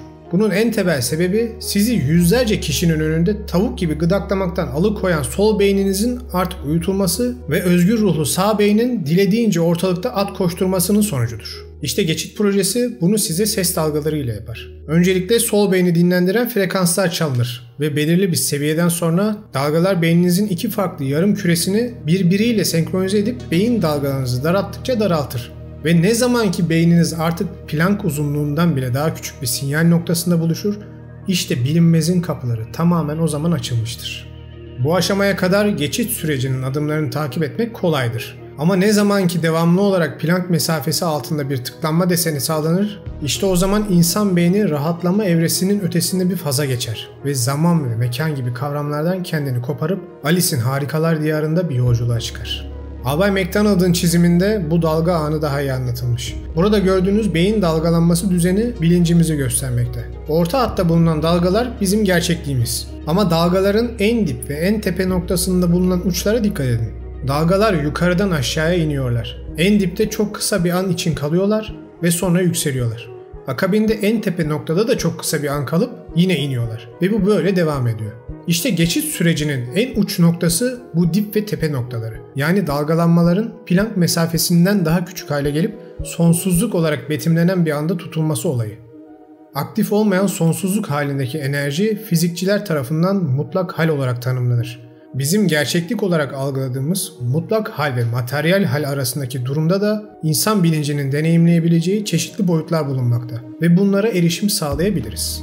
Mutlak hal durumunda ise zihin bütün bu varoluştaki tüm boyutları ve yaratılışları aynı anda deneyimleyebilir. Şimdi bu teoriye göre üçüncü boyut olan bizim yaşadığımız gerçeklik aslında mutlak olanın bir parçasından ibaret. İyi de o zaman mutlak olan nasıl yaratıldı? Aslında bu teoriye göre cevap basit. Onu bizzat siz yarattınız. Şimdi halen benimle kalanlar için basit bir şekilde mutlak hal denilen kavramı açıklamaya çalışacağım. Mutlak olan hal aslında beklemede olan bir enerji hali. Onun dev temeli üzerinde de bizimki dahi şekil almış tüm evrenler, tüm boyutlar ve zamanlar bulunmakta. Şimdi pek çok inanç kavramına göre aslında bu yaptığım tanım bizzat yaratıcıyı tanımlıyor değil mi? Aslında olaylar bir yerden sonra tek bir noktada buluştuğu için bunun bir anlamı da kalmıyor. Hepiniz haklısınız. Herkes aslında o ve o aslında herkes. Şimdi enel hak kavramının detaylarına girip iyice kafaları yakmak istemiyorum. Onu başka bir videoda yaparız. Bu bağlantı Albay McDonald'ın da dikkatini çeker ve şöyle devam eder. Her şeyi yaratan mutlak enerji hali konsepti gerek Hristiyan gerek Yahudi metinlerindeki mistik felsefe ile son derece yakın gözüküyor. Yaratılmış her şeyin arkasında yatan, açıklanamayan ama sonsuz ve ebedi olan bir güç kavramı. McDonald bu kavramı daha iyi açıklamak için Budizm, Hinduizm gibi doğu inanışlarından da bilgiler sunar. Ve daha sonra mutlak olanın doğası ve en başta bilincin nasıl oluştuğuna ve bunların günümüzdeki tüm inanış sistemleriyle bağlantısı hakkında bize bilgiler verir. Neye, hangi inanca inansanız da ya da inanmasanız da aslında hepimizin bir olduğunu söyler. Kendi kendine ait bir bilince erişmek için öncelikle mutlak olanın kendi hologramını oluşturması ve onu tanıması gerekir. Mutlak enerji aslında yaratılan tüm gerçekliklerin yaratıcısıdır. Ve benliğin ve bilincin sonsuz konsepti aslında tek bir şeye hizmet eder. Ben bir hazineydim, bilinmek istedim lafı bundan sonra gözünüzde daha farklı bir anlam kazanmış olabilir. En heyecanlı yerinde ne oldu? Tüm yaratılanlar neye hizmet eder? Ne yazık ki bu metin sayfa 24'ün sonunda yer alıyordu ve sayfa 25'te raporlardan koparılıp alınmıştı. Sayfa 26'da ise konu başka bir şekilde devam etmekte ve albay raporunu tamamlamaktaydı. Ya nasıl olur arkadaş? Bilimin, dinlerin, felsefenin buluşacağı en kritik sayfa nasıl olmaz diye isyan edenler haklılar. CIA hiçbir zaman bu sayfaya dair bir bilgi vermemiştir ve öyle bir sayfanın olmadığını söylemiştir. Evet, cümle tam yarısında ne hikmetse bir şekilde bitiyor. Bizzat kendilerinin 24 diye numaralandırdıkları sayfadan sonraki sayfa bir şekilde hiç olmamış oluyor ve rapor 26. sayfadan mucizevi bir şekilde devam ediyor. Siz söve durun, birazdan devam edeceğiz. Tam 18 yıl boyunca insanlar kayıp 25. sayfa hakkında CIA'ye baskı yaparlar. Kamu davaları açılır, imzalar toplanır, televizyonlarda programlar yapılır. Tüm bunlara rağmen seneler boyunca CIA bu sayfanın onlarda olmadığını söyler. Ta ki 2021 senesine kadar. 2021 senesinde medya kanalı Vice bir kez daha konuyu gündeme getirdi. Ve ilginç bir şekilde sadece birkaç gün sonra Monroe Enstitüsü kayıp 25. sayfa da dahil bütün raporu halk ile paylaştı. Okumak isteyenler açıklamalardaki linke tıklasın. Ben kısaca özet geçeceğim. McDonald 25. sayfada hangi dine ve inanışa sahip olursanız olun, geçit projesinin tüm insanlık için hem kendilerini hem de evreni daha iyi anlamanın bir aracı olduğunu söylemiştir. Albay eski mistiklerin bu gerçeği içsel olarak bir şekilde anladıklarını ve insanlar ile paylaştıklarını söylemiş ve geçit projesinin de tıpkı onların dediği gibi tüm insanlığın ortak bir bilincin parçası olduğunu ve amacın deneyimler kazanarak, birbirimizden öğrenerek nihayetinde yeniden o mutlak enerjiye dönmek olduğunu kanıtladığını söylemiştir. McDonald ne zamanki evrensel bir holografik bütünün parçaları olduğumuzu anlarız, işte o zaman bireysellik denilen hapishaneden kurtulup hakikati anlayacağımızı söylemiştir. Bakın bunlar adamın kitabı filan değil. Resmi askeri raporda adam bunları yazmış. Düşünün, komutanlar dünya para harcayıp sizden istihbarat ve yok etmek üzerine bir teknik geliştirmenizi istiyorlar. Siz bütün bu sürecin sonunda hepimizin bir olduğunu ve savaşın saçmalık olduğunu kanıtlayan bir rapor sunuyorsunuz. Tabi adam mecburen politik davranıp bu tekniğin beden dışı istihbarat içinde faydalı olacağını filan yazmış. Raporun sonunda da ordunun bu sistemi mutlaka adımlara uyarak kademe kademe ilerletmesini söylemiştir. Biraz önce de bahsettiğim gibi meditasyon, odaklanma gibi kavramlar sonrasında Hemisync metodu ile beyni dinlendirme ve o konumda tutabilme. Akabinde ise astral seyahat ve beden dışı algılamalar. Süreç bu şekilde ilerlemeli. Albay daha sonra bu tekniklerin herkes tarafından bireysel gelişim için de kullanılması gerektiğini ve bu konuda hassas ve dikkatli olunması gerektiğini de yazıp raporunu bitirmiştir. Tabi Amerikan ordusunun bunu insanlığın hayrına kullanacağını düşünenler varsa açıklamaya Şirinlerin linkini bırakıyorum, onu izleyerek devam edebilirler.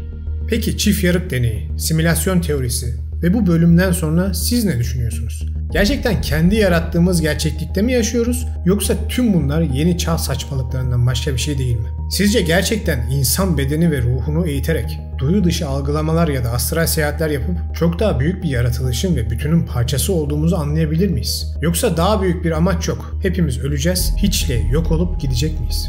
Aslında burada bu teknikleri uygulayan kişilerin verilerine bakmak faydalı olabilir. Bu tekniği uygulayanların çoğu yaşam kalitelerinin arttığını, kendileriyle daha barışık hale geldiklerini ve yaratılış ile daha uyumlu olduklarını söylemişlerdir. Ama bir de madalyonun öbür tarafı var. Çok fazla olmasa da bazı kişiler süreçten sonra ansiyete, depresyon gibi sorunlar geliştirmiştir. Bunun da en büyük sebebi yaşadıklarından sonra bu yaratılışla olan bağlarının kontrolsüz şekilde kopmasından dolayı olduğudur. Şimdi burada şahsen ben devreye girmek istiyorum. Çünkü senelerce bu konularda eğitim almış, eğitmiş ve uygulamış bir insan olarak size bazı temel noktaları söylemem gerekebilir. Astral seyahat, duyu dışı algılama gibi kavramlar kulağa çok cezbedici gelse de yürümeden koşmayı öğrenenlerin sonu her daim düşmek olur. Her ne kadar bazı konseptleri kafanızda otursanız da gerçek bir şekilde bunları deneyimlemek beyninize ağır gelebilir ve kırılım yaşamasına sebep olabilir. Ama temel olay hep aynı. Adım adım ilerleyin. Acele etmeyin. Böylelikle deneyiminiz çok daha huzur verici ve güzel olur. Bir insanın zihniyle bazı görüntüleri yaratabileceği bir aleme içinde korku ve endişe gibi duygularla gitmemesi lazım, değil mi? Yoksa bu güzel yolculuk bizzat sizin yarattığınız bir kabusa döner. Arkadaşlar, nihayetinde neye inanırsanız inanın, her daim dediğim ve kanal büyüdükçe daha da derinlerine inerek size anlatacağım gibi bu dünyada gördüklerinizin, bildiklerinizin ötesinde çok daha büyük bazı gerçekler var. Tüm bunlara saçmalık deyip geçmek, koca bir deryayı çöpe atmak olur. Ben elimden geldiğince sizlere bu bilgileri anladığım ve tecrübe ettiğim kadarıyla paylaşmaya devam edeceğim. Nihayetinde size belli bir gerçeği sürekli olarak hem bilimsel hem dini hem de tarihsel olarak göstermeye çalışıyorum. İster göklerde her şeyi yaratan bir varlığa inanın, ister bilimsel olarak her şeyin kaynağı olan mutlak enerji alanına inanın. Sonuçta bilimin de dinin de dönüp dolaşıp buluştuğu yer aslında aynı, değil mi? Sadece verdiğimiz isimler ve onu nasıl betimlediğimiz farklı. Ama kalan her şey ortak. Tıpkı bilim ve inanç kavramlarının da tam olarak sırlarına vakıf olmak için günün birinde ikisini de aynı noktada birleştireceğimiz gibi. Tıpkı çok ama çok uzun bir zaman önce olduğu gibi. Videoyu izlediğiniz için teşekkür ederim. Beğeniler, yorumlar ve aboneliklerinizle kanala verdiğiniz destek için de ayrıca teşekkür ederim. İyi ki varsınız. Bir sonraki hafta görüşene kadar kendinize iyi bakın. Astral Geçit projesi gerçekten önemli bir video. İki sebepten ötürü. Birincisi, pek çok kişinin "ya bunlar deli saçması" denilen şeyler için hükümetlerin aslında ne kadar büyük paralar harcayarak bunları hayata geçirdiğini bize gösteriyor. İkincisi ise burada anlatılan olasılıkların birazı bile doğru ise bu bildiğimiz her şeyin arkasında aslında bambaşka güçlerin yattığını bize gösterir. Peki, demin izlediğiniz bilimsel videolardan sonra size soruyorum. Sizce bunlar gerçekten olasılıksız şeyler mi? Bence değil. Bedeni ve ruhu disipline ederek nelerin olabileceğini biraz da olsa tecrübe etmiş birisi olarak bunlar beni şaşırtmıyor. Beni esas şaşırtan bildiğimiz zerre seviyesindeki bilginin bile milyar katı bir gerçekliğin ve bilginin henüz keşfedilmeyi bekliyor olması. Bir düşünün, insan bireysel anlamda kendi gerçekliğini yaratabileceğini tam olarak idrak ederse neler olur? Düşünmesi bile tüyleri diken diken ediyor değil mi? Mesela zamanda geriye gidebilir mi? Ya da ileriye? Yok canım, o kadar da abartmayalım diyorsanız bir sonraki video olan kuantum silgi deneyi sizi tavşan deliğinde çok daha derinlere indirmek için geliyor. İyi seyirler. Durup bir düşünün. Şu an imkanınız olsa geçmişe gidip hayatınızdaki herhangi bir şeyi değiştirmek ister miydiniz? Mesela zamanında yaptığınız bir trafik kazasını, erkenden sattığınız bir hisse senedini ya da sizden hoşlanmayan insana ilanı aşk ettiğiniz anı. Peki değiştirmek istediğiniz ve size göre kötü olan anının gerçekten kötü olup olmadığını nereden biliyorsunuz? Belki o kazayı yapmasanız şu an farklı bir sebepten ölmüş olacaktınız. Ya da o hisseyi satmayıp parayı vursanız şu an o paranın hayatınızda yaratacağı etkiden dolayı hapse girecektiniz. Tüm bunları tekrar bir düşünüp karar verin. Geçmişe gitmeye cesaret edebilir miydiniz yoksa edemez miydiniz? Ya aman olmayacak şeyler için kafa patlatmaya ne gerek var? Zaten olan olmuş, gidemeyeceğim diyenleriniz varsa bence bir daha düşünsünler. Çünkü artık geçmiş aslında sandığınız kadar erişilmez değil. Gerçeği bula hoş geldiniz.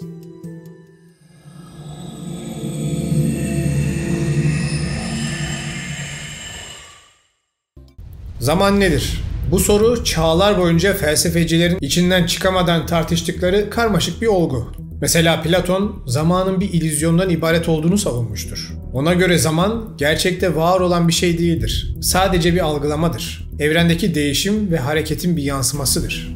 Aristo'ya göre zaman evrenin bir gerçekliği, bir boyutudur ve uzay gibi bağımsız bir varlığa sahiptir. Hareketin ölçümüyle bize kendini gösterir. Güneşin her sene yaptığı döngüler gibi onu hareketi izleyerek anlarız diye iddia eder. Seneler geçip bilim ilerledikçe zamanla ilgili yaklaşımımız biraz daha netleşmeye başlar. Fiziğin babası Isaac Newton'a göre zaman mutlak ve sabittir. Yani evrendeki herhangi bir gözlemci için zaman her zaman her şekilde aynıdır ve asla değişmez. Bu düşünce kalıbı seneler boyunca pek çok diğer Newton kanunu gibi değişmez bir gerçek olarak nitelendirildi ve diğer pek çok ilginç fikrin göz ardı edilmesine sebep oldu. Mesela Nikolay Kozyrev'in zamanın her şeyi kapsayan bir enerji ve veri ağı olduğu teorisi gibi. İlk başlarda önemsenmeyen bu teorinin günümüzde en azından zamanın bir enerji aktarım, veri aktarım mekanizması gibi çalıştığını keşfederek kanıtladık. Hatta bu çok yeni bir olay. Mart 2023'te kanıtlandı ve son derece ilginç bir deney. Kısaca ve makaleden anladığım kadarıyla bahsetmek istiyorum. Bir mağarada olduğunuzu ve Ali diye bağırdığınızı düşünün. Ses dalgaları yüzeyden yansıyıp size ekolu bir şekilde Ali sözünü tekrar yansıtır değil mi? İşte yapılan bu deneyde özel bir düzene kurularak zaman dalgalarının metalik bir yüzeyden yansıması sağlanmış. Hem de tersine olacak şekilde. Bu şu demek. Basitçe anlatmak için yine mağara örneğine döneceğim. Ali diye bağırdınız. Ama bu sefer o özel yüzeyden yansıyan zaman dalgası tersine olduğu için siz ekolu bir şekilde Ali sesi yerine tersten size zamanda geri yansıyan İla sesini duyacaktınız. Yani Ali'nin tersi. Son derece ilginç bir deney ve halen derinlerine inilmeye devam edilmekte. Günümüz zaman anlayışımıza geri dönelim. Şu an en genel geçer şekilde kabul gören zaman kavramı Einstein'ın zamanın göreceliliği teorisidir.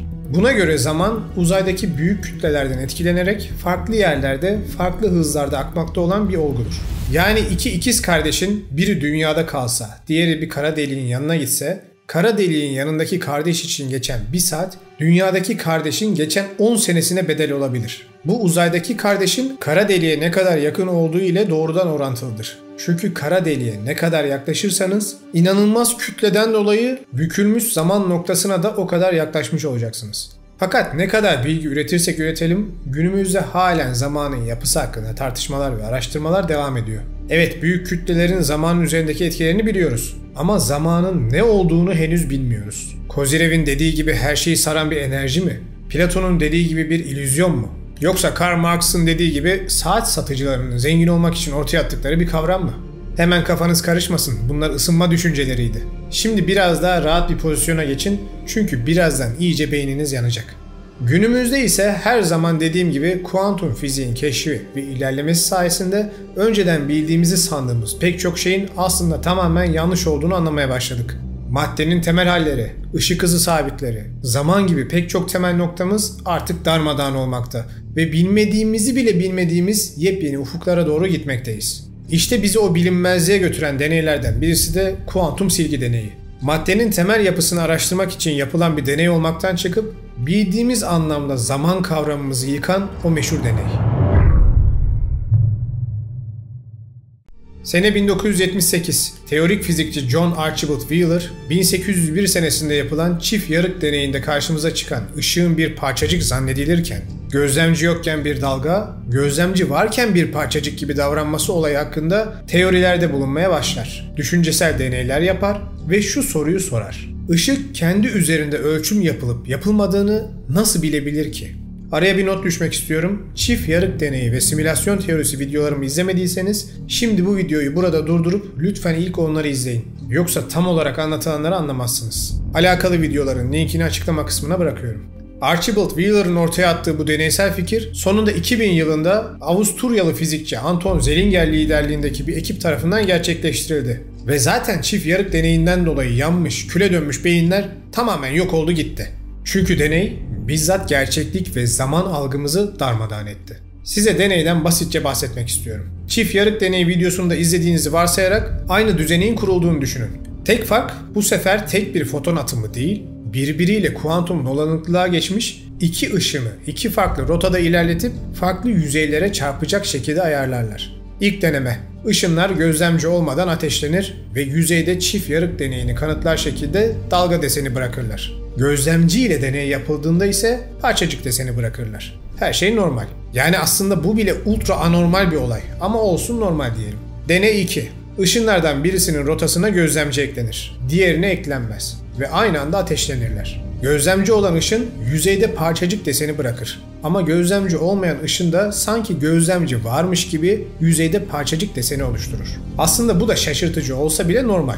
Çünkü iki ışının da kuantum dolanık olduğunu unutmayın. Yani basitçe aynı ikiz ışınlar diyebiliriz. Fakat 3. deney ile birlikte her şey değişir. Bu sefer ilk ışının rotası uzatılır ve yolun sonuna gözlemci eklenir. İkinci ikiz ışının ise rotası kısaltılır ve hiçbir gözlemci eklenmez. İki ışın yine aynı anda ateşlenir ve gözlemci olmayan kısa rotaya sahip ışınımız yüzeye çarpar. Ondan kısa bir zaman sonra da gözlemcili ve uzun yoldan giden ışınımız da yüzeye çarpar ve gözlemci olduğu için parçacık deseni izi bırakır. Fakat beyinleri yakan, hiçbir gözlemci olmamasına rağmen ve ikiz ışını izlenmeden önce yüzeye çarpan ışının da parçacık deseni bırakmış olmasıdır. İyi de bu imkansız bir şey. Kısa yoldan giden ışın, ikiz ışınının ileride gözlemleneceğini biliyor olamaz herhalde, değil mi?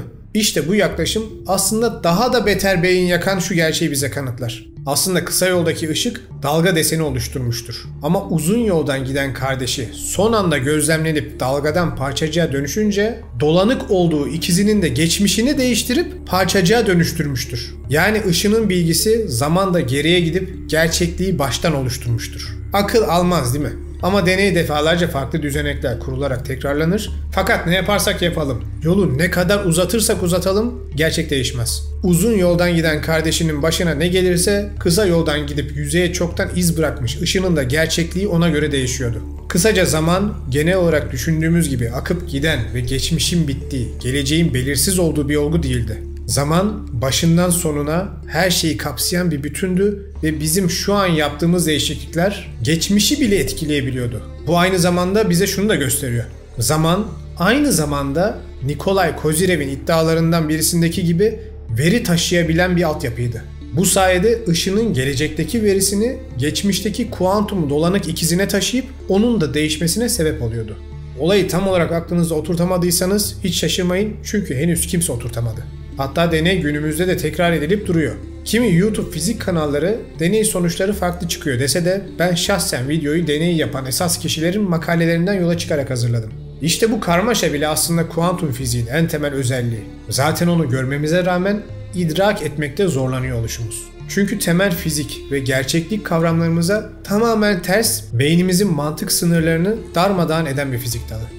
Ben de açıkçası anladığım kadarıyla en sade haline getirmeye çalışarak size anlattım. Daha detaylı araştırmak isteyenler için açıklamaya bazı kaynakların linkini bırakıyorum. Deney her ne kadar kafa karıştırıcı olsa da ortaya koyduğu gerçek gayet netti. Zaman biraz önce de dediğim gibi akıp giden, geçmişin bittiği, geleceğin ise belirsiz olduğu bir kavramdan ziyade her şeyin çoktan olup bittiği bir bütündü. Geçmiş, şimdi ve gelecek aynı anda var oluyordu. Bizim davranışlarımız ve kararlarımız ise bu bütünün anında kendini yeniden şekillendirmesine sebep oluyordu. Bu konsept size bir yerlerden tanıdık geliyor olabilir. İşte şimdi videonun saf bilim bölümü bitti. Sırada bilimin kadim dünyanın bilgeliği ile birleştiği bölüme başlıyoruz. Ve yine derin bir nefes alın çünkü ikisi arasındaki bağ sizi yine şaşırtacak.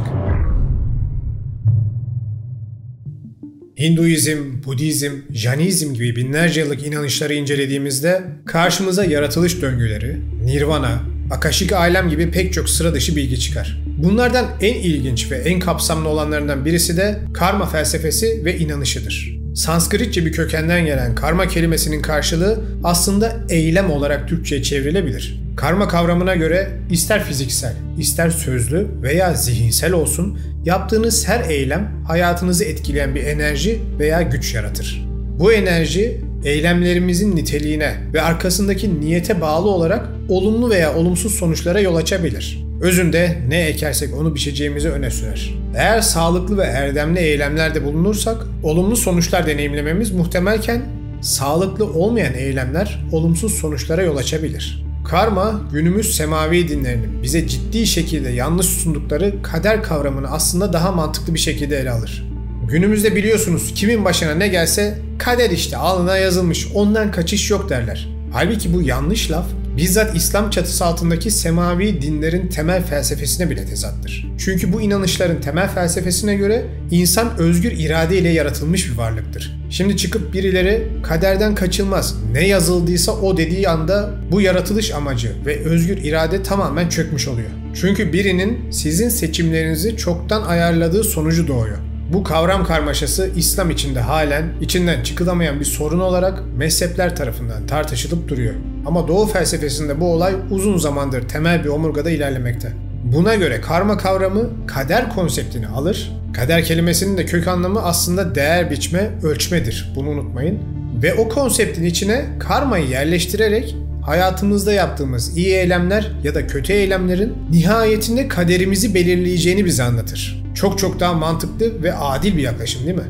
Öbür türlü zaten kader belli şekilde dünyaya geliyorsak kukladan farkımız yok demektir. Mezhepler bunun nesini tartışıyorlar açıkçası anlamış değilim. İşte şimdi modern bilim ile geçmişin bilgeliğinin iç içe geçtiği yere geldik. Karma konsepti aslında size demin anlattığımdan çok daha kapsayıcı ve geniş bir konsepttir. Çünkü insanın sadece şimdiki zamanını ele almaz, geçmişini ve geleceğini de ele alır. Bunu 5 yaşınızdaki ile 85 yaşınızdaki zaman dilimi olarak düşünmeyin. Geçmiş yaşamlarınızdan itibaren tutun, gelecek yaşamlarınıza kadar olan tüm dilimleri kapsar. İşte şimdi işin rengi değişip yavaş yavaş kuantum dünyası ile iç içe geçmeye başlayacak. Karma felsefesine göre geçmiş hayatımızda yaptığımız iyi veya kötü davranışların bir karşılığı olarak şu anki hayatınıza sahipsiniz. Ve şu anki hayatınızda yapacaklarınız da bundan sonraki varoluşlarınızın nasıl olacağını etkileyecek. Nihayetinde amaç her hayatınızda pişe pişe sonunda nirvana denilen ya da tasavvufta insanı kamil denilen mertebeye erişip artık bu döngüden kurtulmanız ve esas yaratıcı ile birleşmenizdir. Bu felsefeye göre insanın mevcut yaşam döngüsündeki amacı önceki hayatlarında eksik ya da hatalı olduğu olguları tespit edip onları onarmasıdır. Bu tabii demesi kolay ama yapması zor bir şey. Çünkü önce eski hayatınızda neyi yanlış ya da doğru yaptınız da ona göre bu hayatınızda bazı şeyleriniz eksik ya da fazla bunu idrak etmeniz ya da en azından düşünmeniz lazım. Basitleştirilmiş bir şekilde örnek vermem gerekirse bu yaklaşıma göre diyelim ki siz önceki hayatınızda sokakta açlıkla mücadele eden bir kediydiniz. Ve bu açlık korkusu bilinçaltınıza öyle bir işledi ki gözünüz doymuyor, boğazınızdan kesemiyorsunuz ve kilo alıp sağlıksız bir hayata kendinizi mahkum ediyorsunuz. Bu felsefe size şunu sormanızı tavsiye eder. Ben neden yemek yemeden duramıyorum? Bunun altında yatan daha derin bir sebep olabilir mi?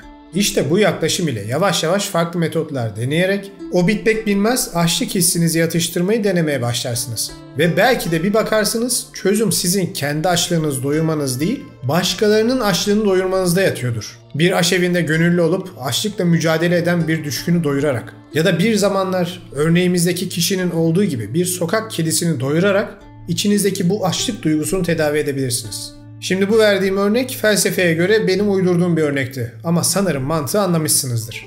Bakın dikkat edin. Şu anki halinizi onarıp geleceğinizi daha iyi hale getirmek için geçmişinizi onarmanız lazım mesajı karşınıza çıkıyor. Bu konsept bana Reiki eğitimi aldığım senelerde de verilmişti. Özellikle duygusal bağların merkezi olan kalp çakranızın iyileşmesi için geçmişinizi affetmeniz ve kabul etmeniz gerek bilgisinin tam olarak ne olduğunu o zamanlar anlamamıştım. Ama şu an daha iyi idrak ediyorum. Sadece bu hayattan bahseden bir konsept değil. Varsa eğer öncekileri de kapsayan bir konsept. Ve biz geçmişimizi iyisiyle kötüsüyle kabul edip benimsemezsek geleceğimizi de etkilemiş oluruz. Ya iyi de geçmiş zaten olmuş bitmiş. Onu kabul etsem ne, etmesem ne diyenler tekrardan deneyi hatırlasınlar. Dolanık ışınlardan uzun yoldan gidenin sonucu çoktan hedefe varmış, geçmiştekinin gerçekliğini zamanda geriye gidip değiştirebiliyordu. Dolanık parçacık birbirinin aynısı olan parçacıkları bize gösterir. Ben örnek verirken ikiz ışın dedim ama aslında ikisi de aynı ışın iki parçasıydı sadece. Peki geçmişinizdeki siz ile şu anki siz aynı varlığın parçaları değil mi? Kısaca dolanık değil misiniz? İşte o zaman sizin de geçmişinizdeki bir şeyi bugün değiştirme gücünüz bu deneyin sonuçlarına göre var demek oluyor. Ama bahsettiğimiz konuların enerjisel şeyler olduğunu düşünürsek en azından şu an için zaman makinesiyle geçmişe gitmekten bahsetmiyoruz. O apayrı bir olay. Enerjisel ve metafizik bir konsept olarak bilincinizin gitmesinden bahsediyoruz. Unutmayın, beyniniz kuantum alemden veri alıp veri iletebilen bir organ. Bu da kuantum fiziğin bize kanıtlamaya başladığı ayrı bir konsept. O zaman onu kullanın. Kullanın ki geçmişteki hatalarınızı, pişmanlıklarınızı kabul edip sizin yolunuzun bir parçası olarak benimseyip geleceğinizi inşa edin. Ve bu 3 zaman diliminin de kontrolünü şimdi, şu an, bu zamanda yapın. Buna benzer bir konsept aslında karşımıza hemen hemen her inanışta şu şekilde çıkar. Tövbe. Kelime anlamı olarak geri dönmek, dönüş yapmak anlamına gelen tövbe aslında inanç tarihindeki en mühim kavramlardan birisidir. Sebebi ise şu: geçmişinizdeki hatalarınızdan ya da kötü eylemlerinizden ötürü yapacağınız işten bir tövbe ile bu hataların ileride yaşayacağınız yargılamada veya tekrar varoluş düzeninde size karşı kullanılamayacak olması. Tabii burada hemen son nefesi verirken tövbe diye bağırıp resete atarım, cennete krallar gibi girerim diye düşünmeyin. Ne yazık ki günümüzdeki çoğu Müslümanım diye gezen tip her haltı yedikten sonra tövbe edip günahı resetlerim diye düşünüyorlar. İşlemediğim günah dalmadı anlayacağım. Tövbe etmek istiyorum ben. Hatta bir de üstüne yaşlanınca Kabe'yi ziyaret ederim, tamam bitti gitti diyorlar. Benzer şekilde Hristiyanlar da pederin yanına giderim, günah çıkartırım, tüm günahlarımdan arınırım diye düşünüyorlar. Bu yaratıcıyı kandırdığını düşünen aciz insanların acınası bir düşüncesi. Halbuki tövbe gerçekten gerçek haliyle ele alınırsa eskiye sünger çekmektir ve yeni bir sayfa açmaktır. Kısaca her seferinde tövbe edip aynı hataları ya da davranışları yapamazsınız. Bir kere ettiyseniz o eylemi bir daha asla yapmamanız lazım ki geçmişteki o hatalar silinsin. Silinmekten kastım da şu: o tövbe ile aslında siz şu an geçmişinizdeki bir şeyi silip ya da kabullenip geleceğinizi daha iyi hale getiriyorsunuz. Bu belki sigara içmeye tövbedir, belki yalan söylemeye, belki bambaşka bir şeye. Ama ne olursa olsun yine bir eylem 3 zaman dilimini ve sizi etkiliyor.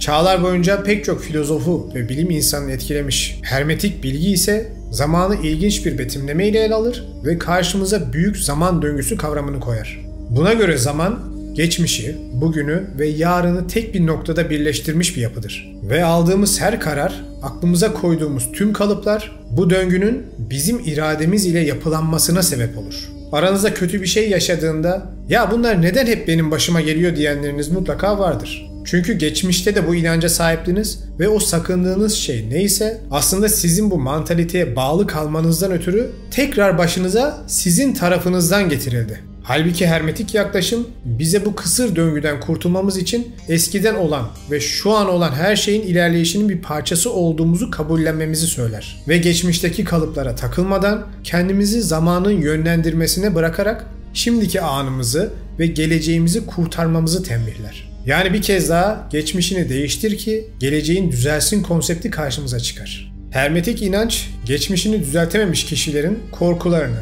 endişelerini, kızgınlıklarını ve kırgınlıklarını hem bir sonraki nesle yani çocuklarına aktararak negatif döngünün devam etmesine neden olacaklarını hem de ruhani yolculuklarında geçmişin bu yükünün onları ilerlemekten alıkoyacağını belirtir. Hermetik bilgilerde reenkarnasyon tam olarak Doğu felsefesindeki gibi maddesel bir yeniden doğum olarak geçmez.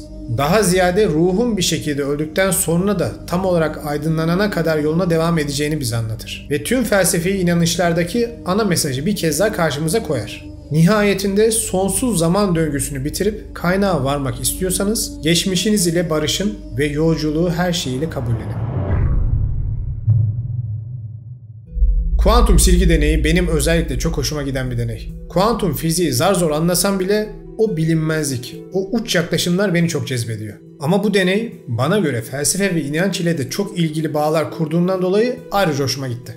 İnsanın bugün aldığı kararların ve kafa yapısını değiştirmesinin geçmişini nasıl değiştirebileceği ve bu sayede bugün ona nasıl huzur verebileceği konsepti gerçekten üzerinde düşünülmesi gereken bir konsept. Bu olayın etkilerini daha iyi anladıkça zamanın aslında elimizden kayıp giden bir kavram değil de başından sonuna kadar kapsayıcı bir boyut, bir bütün olduğunda daha iyi anlayacağız. Ve bu sayede geçmişteki insanların dediği gibi geçmiş, bugün ve gelecek Akashi aleminde kayıtlıdır. Olmuş olan, olmakta olan ve olacak olan her şey levh-i mahfuzda yazılmaktadır gibi konseptlerin de aslında hayal ürünü fantaziler değil de araştırılması gereken zamansal boyut kavramları olduğunu belki daha iyi idrak ederiz. Kanalda bazen felsefeyi ya da inançsal konseptleri bilim ile birleştirmemden rahatsız olan tipler oluyor.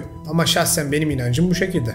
Ben bilimle felsefeyi ve inancı bir arada harmanlamayı seviyorum. Ve gün geçtikçe de bu kavramlar birbirlerine daha fazla yaklaşıyorlar açıkçası. Bu da beni mutlu ediyor. Tabii inanç deyince günümüzün artık yozlaşmış sistemlerinden bahsetmiyorum. Esas inanç felsefesi ve kadim ezoterik öğretilerden bahsediyorum. Zaten kanaldaki videoları izleyenler bunun farkındadırlar. Bu yaklaşımla da hem bilimsel olarak son derece ilgimi çeken bir konuyu hem de felsefi olarak zaman kavramını size sunmak istedim. Kuantum silgi deneyini unutmayın. Unutmayın ki bugün şartlarınız, hayatınız ne kadar zor olursa olsun bunun büyük yolculuğunuzdaki sadece bir dönem olduğunu ve bu dönemi düşünce yapınızı ve bakış açınızı değiştirerek sizin için değerli bir zamana çevirebileceğinizi her zaman hatırlayın. Üniversite 2. sınıfta yaşadığım bir trafik kazası benim için senelerce başıma gelen en kötü şey gibiydi. Tüm düzenimi, hayata bakış açımı bozmuştu. Okulumun uzamasına 1000 tane sorun yaşamama sebep olmuştu. Ama bugün o kazanın sonuçları sayesinde yaşadığım değişimlerle size bu videoları hazırlıyorum. Ve şu an bakınca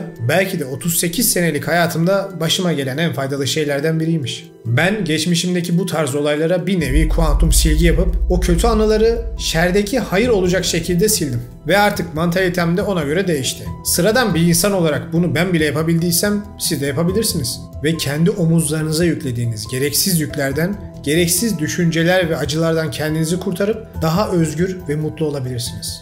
Bu videodan sonra geçmişinizdeki kötü anılara bir kuantum silgi çekmeyi unutmayın. Peki sizce zaman dediğimiz kavram ne? Gerçekten şu an tam olarak idrak edemediğimiz bir boyut mu? İçinde geçmişe, geleceğe doğru veri göndermek mümkün mü? Ve hatta belki günün birinde fizikte ilerlediğimizde maddesel olarak da bu boyutun içinde hareket edebilecek miyiz? Yoksa zaman akıp giden ve bir daha asla geriye dönüş olmayan bir şey mi? Fikirlerinizi yorumlar kısmına yazmayı unutmayın, tartışalım. Videoyu izlediğiniz için hepinize teşekkür ederim. İçerikleri beğendiyseniz kanala abone olarak destek verebilirsiniz. Bir sonraki hafta görüşene kadar kendinize iyi bakın. Nasıldı? Zaman sandığınız kadar da düz bir çizgi değilmiş değil mi? Dikkat ederseniz videoların en başındaki salt bilimsel araştırmaların binlerce yıllık medeniyetlerdeki yansımalarını artık daha net görüyoruz. Peki bu nasıl mümkün olabilir ki? En üstün teknolojimiz ile algımızı yıkan bu bilimsel keşiflerin felsefi yansımalarını binlerce yıllık metinler nasıl bize sembolik olarak aktarabilir? Adamların bunu bilmesi imkansız diyorsanız son videomuzda da biraz olsun bunun cevabını arayacağız ve büyük seri tamamlanacak. Seri boyunca gördünüz. Evrende her şey birbirine görünür ve görünmez ağlar ile bağlı. Tıpkı günümüzde internetin her şeyi bağlaması gibi. Peki evrende bilgi taşıyan bir altyapıysa o kozmik ağa bağlanmanın bir imkanı olabilir mi? Acaba eskiler bir şekilde bu ağa bağlanıp bize bu unutulmuş metotları felsefe ve mitler aracılığı ile mi anlattılar? Acaba çok daha gelişmiş bir medeniyetin felaket sonrası insanlara bıraktığı miras bu muydu? Malum tufan derlememi izlediyseniz artık bunun çok da fantastik bir olasılık olmadığını anlamışsınızdır. Gelin derlemenin son videosunda artık iyice zihnimizin sınırlarını zorlayalım ve büyük serimizi yeni bakış açıları kazanarak bitirelim. Hepinize iyi seyirler. Bir süper bilgisayar düşünün. İçinde bütün evrenin sırlarını, matematiğin ve fiziğin tüm detaylarını ve metafizik konulardan tutun, daha varlığını bile bilmediğimiz teoremlere kadar her şeyi saklasın. Üstelik aylık bir ödeme falan da yapmanıza gerek yok. Harika, hemen linki ver biz de faydalanalım diyenler için hizmetlerimiz güzelleşerek devam ediyor. Bu bilgiye erişmek için öyle büyük paralar harcayıp teknolojik cihazlar almanıza gerek yok. Çünkü zaten hepiniz doğduğunuzdan beri o teknolojiye sahipsiniz. Evrenin ve tüm varoluşların kaydının ve sırlarının tutulduğu akaşik kayıtlara ya da levh-i mahfuz denilen şeye ulaşmanız için size lazım olan tek şey beyniniz. Gerçeği Bula hoş geldiniz.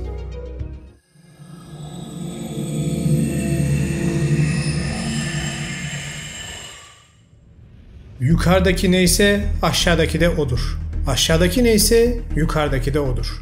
Aranızda ezoterik öğretilere ilgisi olanlar varsa bu lafı daha önce duymuşlardır. Yaratılışın en temel sırrını taşıyan bir laf. Basitçe bize şu bilgiyi verir. Yaratılan her şey yaratandan ilham alır ve onun yaratıcı yetilerini kendince tekrarlar. Bu kavramı unutmayın, video boyunca aklınızda olsun. 1960'lı yıllardayız. Amerika ve Sovyetler arasındaki soğuk savaş her iki ülkenin de diğerinden daha üstün teknolojiler geliştirmesinde katalizör görevi yapmakta. İşte bu yarışın bir parçası olarak Amerika 1969 senesinde askeri kurumlar arasındaki veri iletim hızını arttırmak için ARPANET olarak bilinen sistemi kurar. Anlamı ileri araştırma projeleri ağıdır. Zamanla bu ağa bağlı olan bilgisayar sayısı altyapı geliştikçe artmaya ve nihayetinde 1990 senesinde grafiksel arayüzler kişisel bilgisayarlara entegre edilerek meşhur WWW yani World Wide Web'in doğumu ile herkesin hayatını değiştirir. Artık hepimizin kullandığı internet tüm dünya kullanıcıları için faaliyete geçmiştir. İnternete geçiş çağını görmüş biri olarak bilmeyen arkadaşlara şunu diyebilirim.